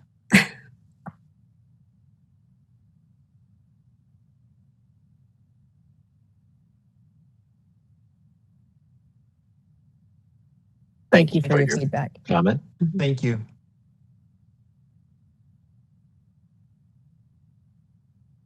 Committee Chair Chan, there are no other public requests for comment. Would you like me to close this window? Yes, thank you, Mark. Given that this was an information only, we won't have to have further discussion or a vote. So I want to thank the committee members for your deep thinking. Do recall that if you have anything else, you can send an email. So send an email. Don't send it to everybody. Nobody. Just send it directly to NEWAC at dca.ca.gov. And the information will be processed according to And then following Rez's suggestion, hopefully not introducing new contact that wasn't discussed here, but any kind of clarification or specific resource kind of stuff that was brought up here and kind of already touched on. Because we do not want people to have an impression, whether it's occurring or not, that NEWAC work is happening outside of publicly noticed meetings. Garrett, we kind of breezed through the one that substitute for question 29 because it's not really that, just, I don't know, controversial, but I don't see question 29 having a lot to do with the EHR, just one part of it. So I would recommend we keep question 29 and add the new one. Okay, thank you so much. There's a lot of stuff that we've talked about checking in on workplace and stuff in question 29 that I think we'd lose if we took it out. Thank you. Yes, Tanya. I think that was the recommendation. I think they would have just removed that line about EHR, but keep Okay, it 29. Okay, thank you. Thank you. Thank you for everyone's feedback too. Thank you, Layla, for joining us. We appreciate it. Yeah, you were put on the spot and you came up and you did a great job. So I appreciate that. Thank you so much. Okay, so Garrett, just a time check again. We're about 53 minutes remaining and we have 2 agenda items left. So agenda items 7 and 8 that are content specific. And so just kind of keep an eye on that as we move through the next 2 meeting agenda items. I'm hoping to get through the next one fairly quickly. So agenda item 7.0 is discussion and possible action report from the Simulation Standards Subcommittee. That's a lot of S's. For some reason, my tongue was tied. And I had the really distinct honor and pleasure to work with Sandra Miller on this subcommittee. Sandra, if it's okay, I'll just give a brief overview to the committee. Absolutely. Great. So as you will see in the agenda information sheet, sorry, let me go to that page here. Sandra and I held several listening meetings across the state of California, well, actually through Zoom, with members from members from across California to address the specific requirement that was set out in Business and Professions Code 2785.6 subdivision G, where NEWAC was mandated to study and recommend standards for simulation clinical experiences based on the best practices published by the International Nursing Association for Clinical Simulation and Learning, also known as INACSL, the National Council of State Boards of Nursing, and the Society for Simulation and Healthcare Standards, or equivalent standards, sorry. In March of this year, NEWAC approved our subcommittee to study and recommend standards. We met with simulation experts from across California to evaluate INACSL, NCSBN, and SSH standards, and the following recommendations came from the simulation experts with whom we met. The first recommendation is that there was total agreement, unanimous agreement, that pre-licensure RN programs who use simulation should adhere to at least one of the set of standards set forth by INACSL, NCSBN, or SSH. The Board of Registered Nursing does not need to create new simulation standards for programs. The second finding from our work was that Enaxel has what's called an endorsement program, and the Society for Simulation in Healthcare has an accreditation program that both of these recognize demonstrated excellence in simulation-based education. There was total or unanimous agreement among the simulation experts that they strongly recommend that the BRN shall accept, without requiring additional documentation or action, Enaxel endorsement or SSH accreditation as meeting any simulation requirements set forth by the BRN. And the third was that there was consensus that the BRN should create regulations. The regulation should be a modified version of the National Council of State Boards of Nursing model rules language for pre-licensure RN programs that was published in 2016. And we did work with the simulation experts on the modification, but I don't see that it was included here. But we did make recommendations that for the proposed regulations based off the experts in California. So I'm going to open the discussion up to the advisory committee members to ask Sandra and I any questions that you might have. And as you guys are gearing up to ask questions, I do want to kind of just give you an overview of BRN and simulation. The Board of Registered Nursing historically has not had any statutory or regulatory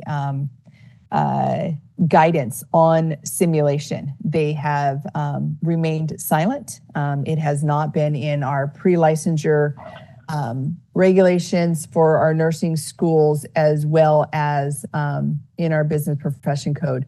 When our business profession code was updated during COVID to reflect the bill for AB 2288 that was passed to aid with the issues that were facing schools with COVID, they did mention for the first time simulation as part of our Nurse Practice Act. And so what was stated in that was that the substitute clinical practice hours not in direct patient care, because that is what the board has always overseen, is the direct patient care clinical component. And they remained silent on any of the items that were completed outside of the direct patient care, said that that our simulated experience are based on the best practices published by the International Nursing Association of Clinical Simulation and Learning, the National Councils of State Boards of Nursing, the Society for Simulation in Healthcare, or equivalent standards approved by the board. The board did not do an equivalent standards. We stayed true with what was put forth in AB 2288 that was then adopted. And this is the only area in our Nurse Practice Act that discusses simulation and anything around simulation on putting requirements for the school. In 1426, that is our curriculum regulation that is specific for pre-licensure nursing programs. And there is a statement in there that says, with the exception of the first nursing course, that is typically fundamentals or done in a skills lab, that that can be done, and I'm not quoting it verbatim, that can be done 100% in simulation. There is no direct patient care requirement for that. And that the remaining nursing context-specific areas, which are med-surg, OB, peds, psych, and geriatrics, had to have 75% in direct patient care. During COVID, that was changed again through the passing of AB 2288. It dropped it down to 50% direct patient care in med-surg and 50% direct patient care in geriatrics. And then it dropped the remaining three, OB, peds, psych, mental health, down to 25% must be in direct patient care. The additional caveat that was included in that updated law was that 25% could be done in a telehealth setting for direct patient care. And so that would mean that the entirety of the direct patient care experience for OB, Peds, Psych, Mental Health could be telehealth, and that Med-Surg and Jerry, 25% could be telehealth and 25% would be in-person, hands-on to meet that direct patient care component. Some of those provisions have continued, but what the board did subsequent to that was really look at getting the education out there to the pre-licensure nursing program directors, as well as the stakeholders around that, to clear up the misinformation that the BRN had set simulation standards, because we absolutely did not. We worked really diligently to clear up that we were having any regulatory authority or statutory authority over simulation, because that again was a misconception, and we have not. And so with NEWAC and the update in our sunset, not only did it require NEWAC to provide some guidance, and I believe the specific statement is included in the agenda item summary around NEWAC. We also did, through the sunset, change the requirement for 75% being in direct patient care. And what was changed is, and I'm going to use a semester unit model, 18 units semester is required to be in theory for Med-Surg, OBP, Psych, Mental Health, and Jerry, and 18 units in those same content areas are required to be in clinical, with those being taught concurrently. That calculation is in 1426G. It varies depending on the weeks of your semester and the hours due, and it varies whether or not it's a semester-based or quarter-based. So there is no consistency. Additionally, within 1426, there's not consistency from school to school that says you need to have 2 units of pediatrics or 3 units of pediatrics. Schools can choose half a unit of pediatrics. They can choose 1 unit of pediatrics. They can choose 4 units of pediatrics. So when you look at the calculation, there is no standard of calculation for hours. So what the board did to address that is they made a minimum standard that 500 hours must be in direct patient care. When you look at the 18 unit calculation and you look at that, typically it's a 15-week, you're right under the 900 hours as being the requirement for clinical time. And if you did 500 of that, that's almost at a 50%. It's about a 45%. So it did allow for greater leeway of that. The one thing that was added into that was a minimum requirement of at least 30 hours in each one of the areas. And that was to cover those specialty areas, the OB, Peds, and Psych. When that was put forth to comment from stakeholders, it was made very clear to us that there were some schools that were not offering less than that.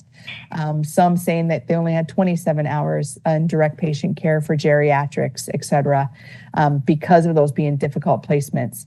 So currently, anything greater than 500 hours of direct patient care can be simulation.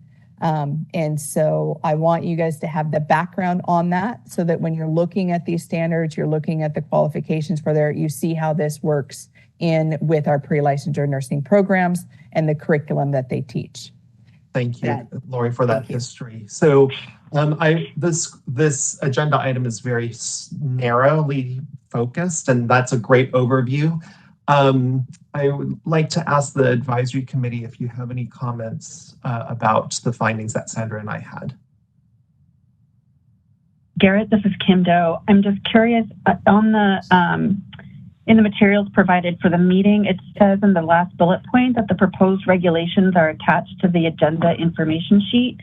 I'm wondering if you could point me to those. I don't see those included. I think they must have been inadvertently left off, because Yeah, it looks like the link wasn't made active. Let me, we'll get that addressed as well. I would just like to congratulate that subcommittee on looking at these standards. And I think it sounds to me, although I can't see the regulations, are you proposing that we follow them but not necessarily go through the accreditation? Correct. No, there is no requirement at all for anybody to go through the accreditation. They do need, one of the things, as you probably know, Wendy, is that there's a lot of literature right now coming out from the simulation research that shows that there's a lot of post-traumatic stress of students if simulation is not done correctly. And so we are just saying, if you're accredited, great. You've gone through the accreditation process. The BRN should not require any additional action or information because they've already met the accreditation standards. If the program is not accredited, then they still just need to adhere to the standards. Choose your standard. If you want an Axel, if you want SSH, NCSBN, they're all very similar, honestly, if you look at them. But they have to demonstrate that they're adhering to them. They are not required to go for accreditation. Okay, yeah, we're provisionally accredited for SSH, and we'll be going through our review for that accreditation this year. But it's, I guess the issue is that, and this is where I would want to be careful, is that there's a cost associated with that. Yeah. And it's not only the cost, there's cost associated with just the work to meet the standards, of course. Which we accept, but then, there's an accreditation application cost and all of those things and cost to be reviewed. And I know right now, at least at the Cal State system, we're getting our budgets cut in a very, very big way. So I wouldn't want to impose the demand of accreditation or endorsement if it wasn't absolutely necessary. So I appreciate that. Thank you for that explanation. I think one additional item is again, just to go back with what I kind of opened with, we have no authority to require any of these. So if you guys vote to accept these recommendations, that is all that they are. They are recommendations. They are not something that the BRN has any authority to impose or require to any of our pre-licensure or nursing programs. I need to remind you guys again, there is nothing in our statutory or our regulatory language that allows us at the BRN to require these. These would strictly be recommendations or guidelines. They would not be something that schools would be held in compliance or not in compliance with unless regulatory language was added. And that is obviously one of the recommendations in here, that we would do regulations. I need you guys all to understand too, that a regulatory process is at minimum 2 years.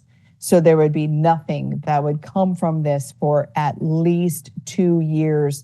And that would have to go through the entire process by having regulatory language drafted, put in front of our board for acceptance, out for public comment, et cetera. And then it would have to be passed through OAL and then implemented.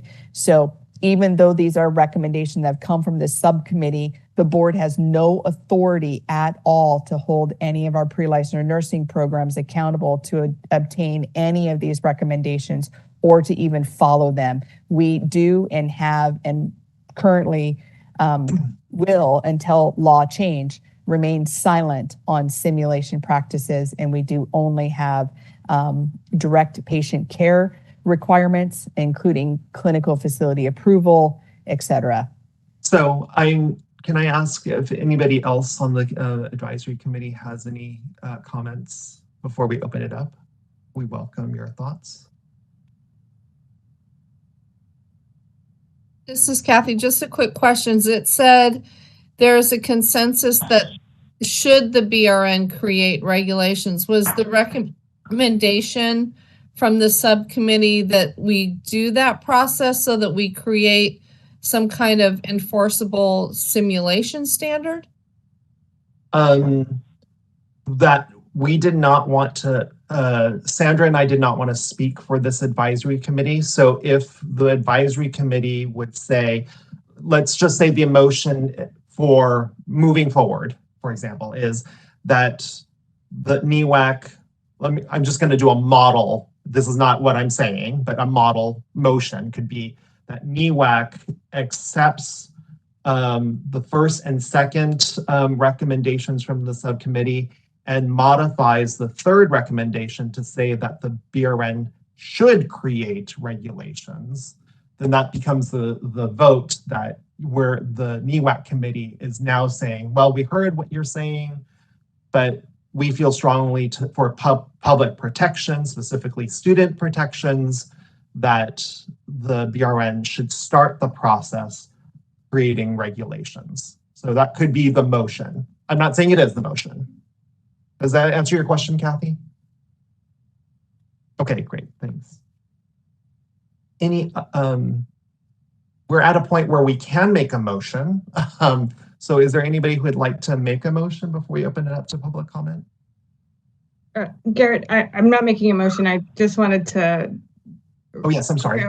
I just wanted to say that, you know, I appreciate the attempt at trying to modify that last piece. I do think it's unfortunate that we're not able to see your proposed regulation, because I wouldn't want to vote on a motion adopting the proposed regulation without, or as a recommendation without actually seeing it. That's fair.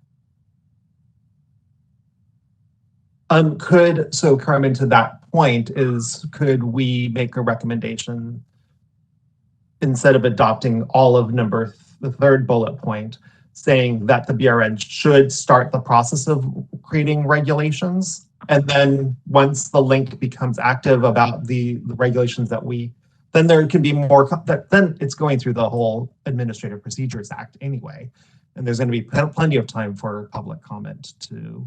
And I think another thing to take into consideration with that is kind of the safeguard that NEWAC has with that.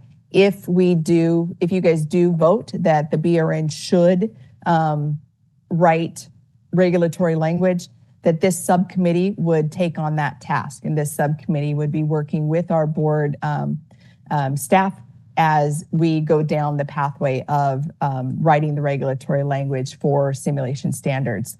That is a common thing that we do with both nurse practitioner advisory committee, nurse midwife advisory committee.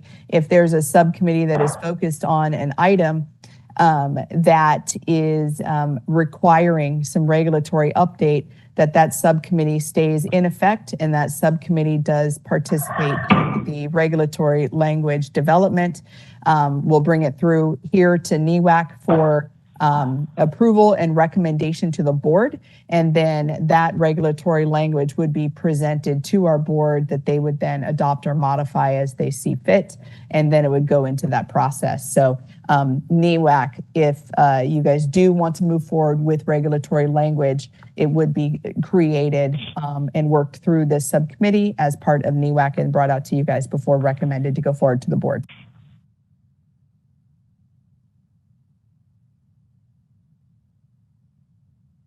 Any other discussion?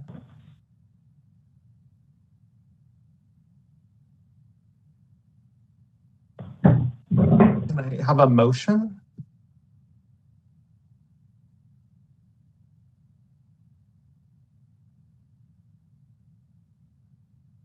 This is Can we Kathy again. make a I guess the motion? question is there a consensus that that the last bullet point would direct the BRN to create regulations? Because we haven't really heard from that many people about that.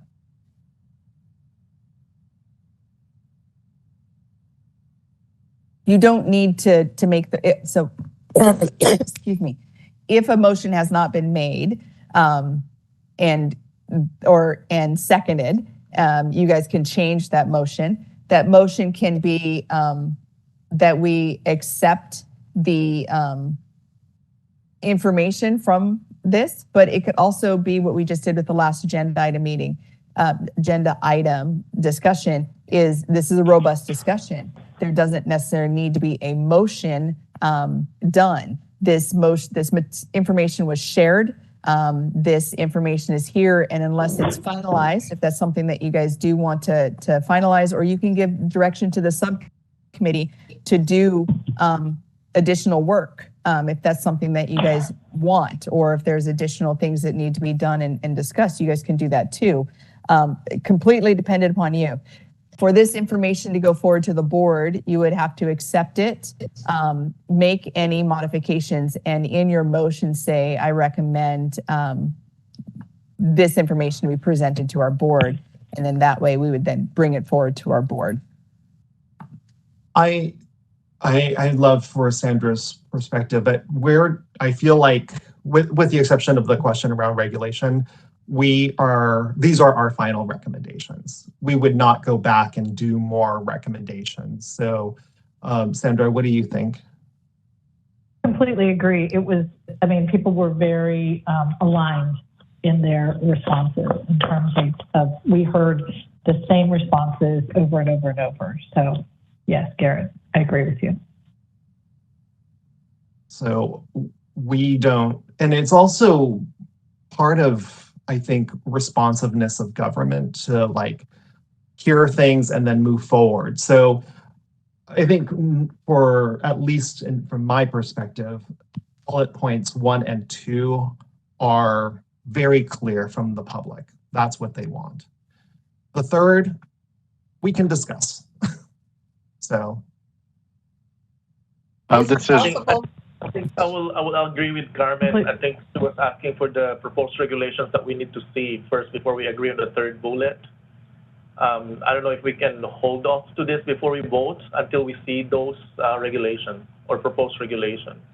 Unless otherwise, then you have to remove that sentence there, or if there's no regulation. But I think we need to see it. Saji, you can make a motion that says we accept bullet point 1 and 2. And that can get seconded, and then that can move forward to the board. If it is to recommend that the BRN do create regulations, you guys can accept this as a recommendation to create. That would go forward to our board.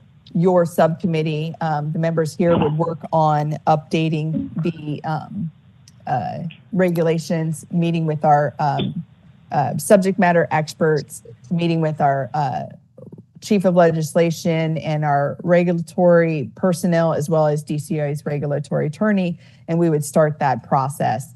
That language that would be developed through that process would be presented by the subcommittee, just as they are doing today, of the language that you guys would vote on separately that would then be moved forward to the board. So this is not saying that, yes, we accept all of that and the regulatory language is this. That is an entirely separate process from this.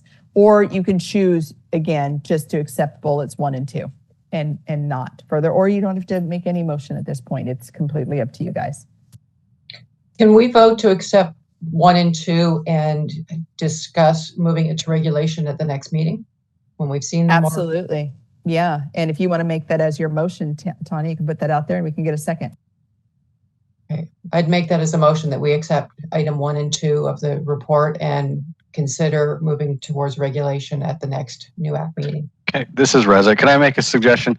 So all of these, as I think Lori has reminded, will go to the board as recommendations. So whether today you have the text of the proposed regulation and have had a chance to, discuss it or not, it's the concept would go forward to the board for a recommendation, and then the board might send it back for, if the board is, lack of a better word, on board with the concept and the proposal, it would, if in agreement, send it back to this committee to then talk about the regulatory text.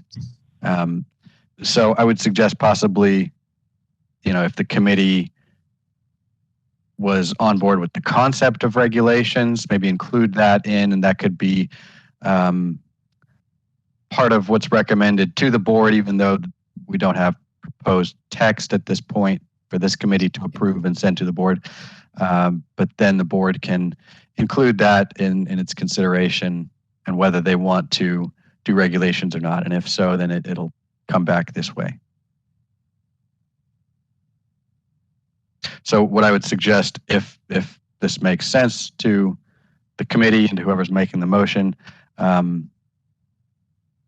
approve bullet points 1 and 2, and recommend to the board that regulations be developed.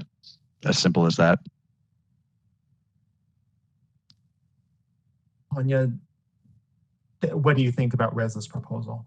Because you're the one who started the motion. I'm not sure I'm ready to recommend that we move forward with regulation. That's why I was saying make that decision at the next meeting, but approve 1 and 2. We can approve 1 and 2. That's fair enough We as can well. agendaize that absolutely at the next meeting. Okay. Yeah, I'm sorry, go ahead, Carmen. Yeah, I was just going to agree with Tanya here too. I think it's a little bit, asking for the BRN to move forward on regulations and rulemaking without necessarily knowing the content of it is a little bit, I think it's a little bit backwards, and I think we can hold it off. I don't think that's the recommendation though, Carmen. The recommendation is not necessarily to adopt what was proposed. The recommendation is that the board, the BRN writ large, has regulations around simulation. Yeah, and I just want to say it's a little bit awkward to have a recommendation to do rulemaking when, I think previously we were discussing that it would be a rule where the BRN would not require but recommend that certain simulation standards be adopted. So I think it just requires a little bit more discussion. I think the content of a proposed rule or a rulemaking package would need to be a little bit more tangible, I think, before we could do that. So I think just looking at bullet points 1 and 2 is probably a good step for today. So is Tanya's motion the first and Carmen, yours the second, and then we would go out to public comment? Is that what I'm hearing here? Are you seconding Tanya's motion, Carmen? If it was a motion, yes, sure. Hers was the motion, yes. So yours is a second. Thank you. Can I get, Mark, can you open it for public comment, please? We will be opening for public comment now. Please refer to the screen share for members of the public to see how they should type in their request for comment. I've activated the question and answer feature. Members of the public can indicate that they would like to make a comment by typing into the question box, "I would like to make a comment." Please remember, you will have 2 minutes to make your comments. I will not give a reminder as your time approaches. I do not want to interrupt you nor cause you to lose your train of thought. I will mute your microphone and inform you that your time has expired, and we'll move on to the next member of the public. I'll pause for a moment for members of the public to type in, "I would like to make a comment." Christine Christoph would like to make a comment. 1 second, please.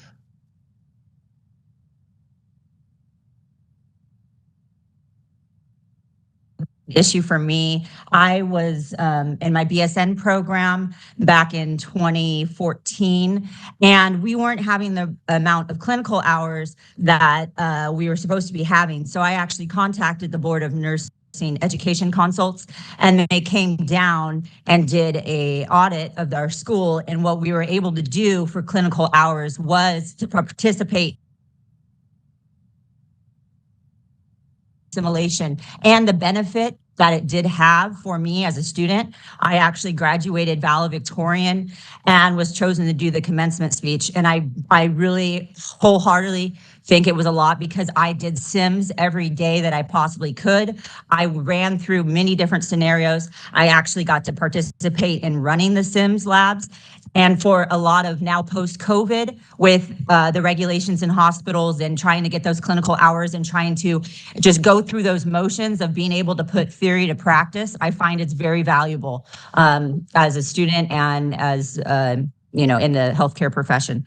And so I just wanted to make a comment on that to really take note that I think regulations should be put into place, and it is a beneficial tool, and it is a good learning option for working in a group team setting. We would do, CNAs and med techs and things like that. And we don't always have that access in the clinical realm. So I just wanted to make a comment on that. Thank you. Thank you for your feedback. And there's one area of clarification. Because the BRN does remain silent on it, it doesn't mean that it cannot be completed. And so we only require 500 of the hours to be in direct patient care. That allows for almost 400 hours to be in any modality that your school chooses to do, as long as it meets the clinical outcomes. That could be simulation, it could be skills, it could be observation, it could be anything at that point. Okay. I just think that regulation should be put in, that they should do some type of SIMS or be able to have, certain scenarios that we might not always get in clinical, like birth. That was when I called the education consultants, was we had no OB teachers. And so I just find that there should be some type of regulation when they are in SIMS of hitting certain protocols. Thank you. Thank you so much for your comment. I appreciate it. Thank you.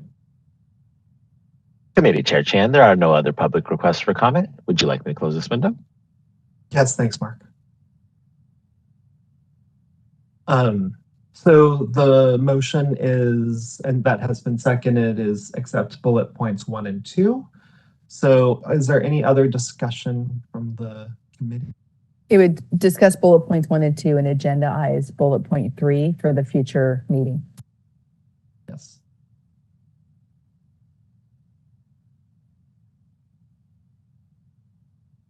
You can do a roll call vote. I was looking for discussion. Okay, so seeing nobody wanting to discuss, I think I will just say that we're going to need regulation in this area.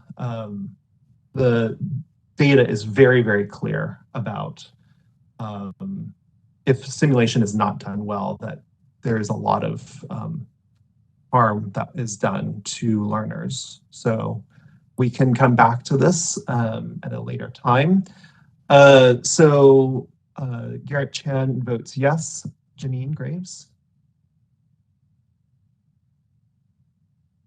Janine, I'm sorry, we can't hear you. Or is she gone? I'm not seeing her on our attendees. Let me see if she's in. Can you elevate her board moderator, please? She's in the attendees. She must have dropped off. I'll come back to her. Tanya Altman? Sorry, who? Approve. Janine Graves needs to be elevated from the attendees, please. Right. I'm sorry, Tanya? Approve. Okay, thank you. Tammy Van Holden is not here. Linda Fan is not here. Wendy Hansborough? Yes. Thank you. Saji de Guzman? Yes. Thanks, Saji. Kim Do? Approve. Thank you. Hazel Torres is not here. Barbara Barney Knox is not here. Kathy Hughes? Kathy Hughes, yes. Thank you, Kathy. Jacqueline Bowman? Yes. Thank you, Jacqueline. Carmen Comsty? Yes. Thank you. Joanne Spetz is not here, and Sandra Miller. Yes. Okay, great. Thank you so much. All right. Well, we will move those forward, and I really would like the BRN to investigate, why they weren't posted, because Sandra and I spent a lot of time on them. So yeah, they're disappointing that on, it's not in the. It should have been posted. We're working on trying to come to find out why it wasn't, and it will be posted within hours of figuring out why it didn't migrate forward. So it could have been in any of the technology issues here, whether it came from BRN or whether it didn't migrate through from DCA as they populated website. We will get to the bottom of that, and we will figure that out and get them up today. Thank you so much. Appreciate that. Yeah, that was not an intentional leave out, I promise. That was something that should have been posted. Thank you so much. And I just want to say before I move on to 8.0, Sandra and I would really thank the public for their engagement. There were lots of lively discussions and a lot of expertise was brought forward to light. So I want to thank the public for that. Absolutely. Moving on to agenda item Thank 8.0. Sorry, was somebody going to say something? Oh, I'm sorry, Sandra. Yeah. No, you're good. I just wanted to say that we also appreciated everybody's willingness to sync up schedules in a way that allowed us to work through this rather quickly. So. Yep. Excellent. Okay, agenda item 8.0 is discussion and possible action regarding accepting and assigning members to the following subcommittees: clinical placement and impaction, cultural competency, diversity pathway to nursing, theory practice gap and new grad orientation, workforce retention, curriculum standards, and guidelines and faculty.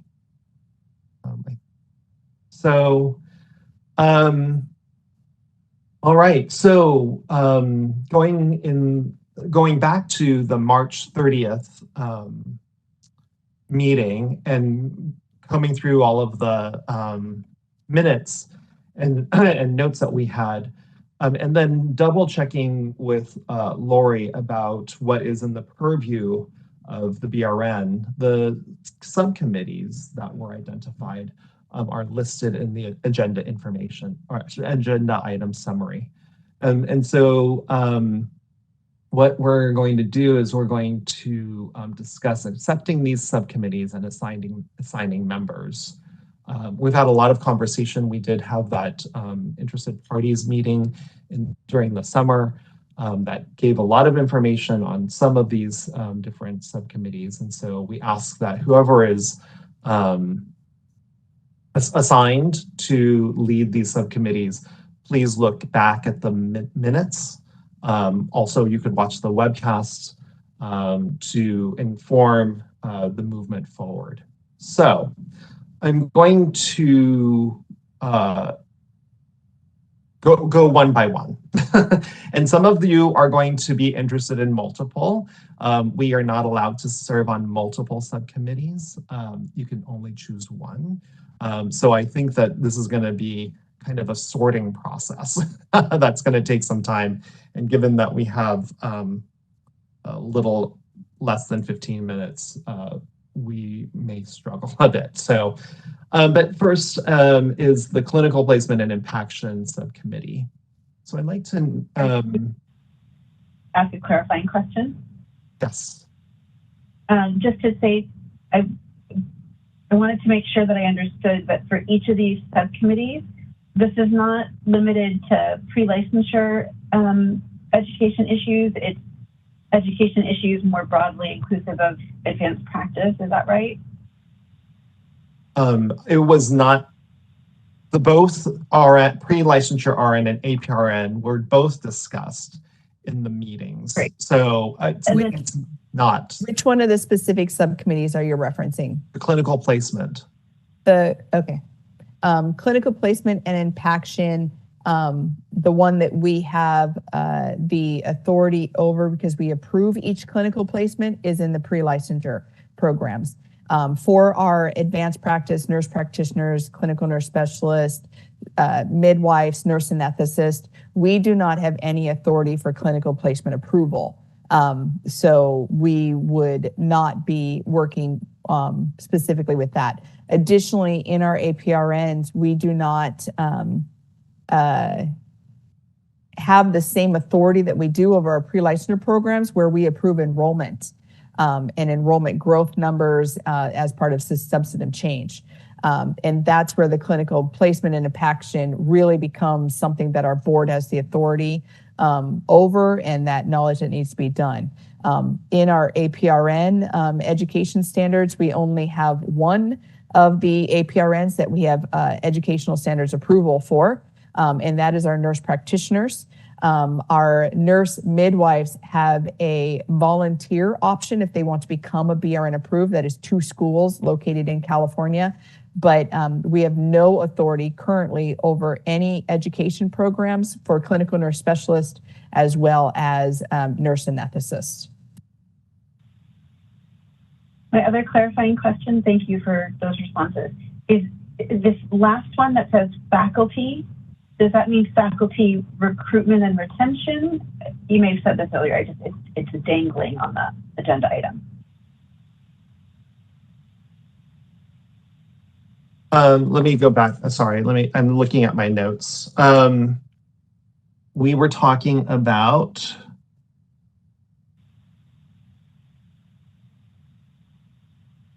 sorry, hold on for a second. It's there. Well, actually, the comments from, if you go back to the March 30th, were faculty workforce issues. So it's faculty workforce issues. This is Reza. If that answers that, I wanted to just circle back to the question about advanced practice nurses and whether that's within the scope. So just to kind of maybe soften a little bit what Lori was saying, I think it's those are important things to be mindful of for the members of the subcommittee, you know, as far as the limits of our current authority over advanced practice education, you know, with regard specifically to clinicals. But I don't know that it's necessarily completely outside of the purview. If there are, you know, issues there that you know, in the long run affect patient safety, it's I think it's not out of the realm of discussion and consideration and seeing if, you know, if there is some room for the BRN to do something about. But what Lori said is definitely important to be mindful of, that we currently are limited, especially, you know, we have authority, more authority over pre-licensure there. So that's all. Thank you. Right, and I mean, I think it makes me think of the last agenda item where some of the work of that subcommittee was to come back and perhaps recommend development of regulations. So even though it's not an area that we have current oversight, it might be a recommendation to develop some sort of BRN oversight, theoretically. Yeah, and what we can do by regulation is also limited by, you know, what statutory authority we have. But that doesn't take away from your point. If you know, there's a proposal for expanding regulations, then we can look at that time as to whether that it's supported by statutory authority and all that. So.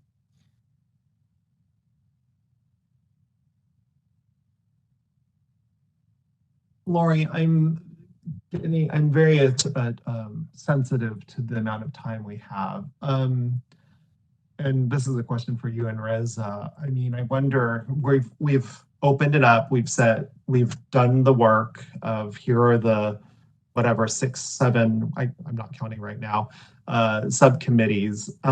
Is it possible that an email can go out to the subcommittee members asking them what their first, second, third choice is, and then collating that, and then we have that information for the next go around? Because I don't think we're going to be able to assign everybody in the next 7 minutes. I agree, Garrett. So Reza, if that's something that can be supported, we can have an email sent out to the NEWAC members with a table that has all of these subcommittees. They can put what their first, second, and third request would be, and we could present that at the next NEWAC meeting as an agenda item, as a vote to accept. Yeah, that seems to be fine. And to be clear, I think the proposal is that there's no, you know, back and forth amongst the committee members happening. It's just a one-way solicitation from the committee members of what they're interested in, and that would go directly to staff, who would share it at the next committee meeting. So if that's the case, that's fine. Yes, I would want to just make clarification. If they put their first, second, and third, and there are subcommittees that are not addressed, and we look at, would we be able to re-solicit back out for additional choices, if need be, to fill all of the committee placements? Most likely that would be fine. You know, just run it We'll by check me with at you the first. time. But yeah, Absolutely. on the spot and based on what you described, seems fine. Okay, thank you. I don't want to eat up the last couple of minutes, but I just want clarification on what the subcommittees are, because I was looking back at the past meeting minutes and what we have on the NEWAC website as subcommittees, and cultural competency and diversity pathways to nursing. It appears that we had discussed it as one subcommittee, and there We would can fix that. That was probably a typo. Okay. Yeah. Yeah, not so a because problem. I think Yep. I think the numbers get wrong if we do 7 additional ones to the Correct, 2. because Yeah, we already okay. have 2 already. Yep. Okay. Yep. Just making Oh, sure. no, I think, Thank you, I think it's Carmen. cultural competency and diversity. I think the comma's in the wrong place. It is, yeah. We'll Okay. we'll get that fixed and we'll send it out in a table that is very clear, and that will be on the next agenda as well. I would like to ask that the term cultural competency be changed. We're moving away from cultural competency, the concept that you can be competent in cultural issues. So there's no consensus at all about what the right term is, but what's clear is that nobody believes that you can be competent in every single culture at all times. Agree. So, Yeah, we'll look cultural to see if there's sensitivity, a cultural humility. These are, I mean, I'm not saying that, I'm not recommending them. I'm just saying that these are what's actually in the literature. But Yeah. competency is like, gives a I'll wrong. ask for some direction from our DEI and see if they have something. And if it is, we'll include it in the table when it's sent out. Thank you. That would be appreciated. Yep, not a problem. Awesome. Is there enough input collected from the members of this committee and from our interested parties meeting such that we can have a one-line description for each of these subcommittees when they come to us in the email to select? I'm not sure if that was what you intended, Loretta, when you were mentioning the table, but I do think the terms themselves may seem straightforward, but I think also easily interpreted in different ways. I will see if it's clear in the prior meeting materials around the discussion. If it is clear, I can pull that and include that. If it's not clear, I will make sure that it is noted that this was not clear in the meeting discussions. I think one of the things that we can, so Janine and I are the co-chairs, we can also do a combing through, and we will share that with Lori so that we can have multiple eyes on it. But the other thing is that some of the intention was that these are very broad. I mean, they even rise to the level of constructs, which is the highest level of abstraction. You know, there's part of it with that I'm very cautious that I don't want to be too directive. I want the subcommittee to think through what are the issues of the day that they're hearing about from the people who are public members that they're engaging with. So I'm a little cautious about how much direction we want to give because we've only heard from certain people. Yeah, there would not be direction. What it would be is it would capture what was discussed as part of this meetings previously when you guys discussed subcommittees, if it's clear. Once these subcommittees are formed, these subcommittees meet with Macaulay, myself, and Reza, and we have discussions where we set up kind of the legal guidelines, some of the parameters. We can discuss jurisdiction of the board, and then those subcommittees get to work on whatever they choose to do. It is not directive of BRN. And then any work that is done by the two-member subcommittee group is reported back to NEWAC. Through that report out from NEWAC, you guys give guidance on whether this is something you want to see them move forward with, continue to explore, change directions, to consider some additional items, et cetera. And it can morph into whatever you guys need it to morph to. There is nothing that is prescriptive of it. That's good. Yeah. Excellent. And then it looks like we won't have to do a vote or anything on this. We do have 1 minute left if you want to open it up to public comment. Yeah, I'll open it up to public comment, Mark. We will be opening for public comment now. Please refer to the screen share for members of the public to see how they should type in their request for comment. I have activated the question and answer feature. Members of the public can indicate that they would like to make a comment by typing into the question box, "I would like to make a comment." Please remember you will have 2 minutes to make your comments. I will not give a reminder as your time approaches. I do not want to interrupt you nor cause you to lose your train of thought. I will mute your microphone and inform you that your time has expired, and we'll move on to the next member of the public. I'll pause for a moment for members of the public to type in, I would like to make a comment.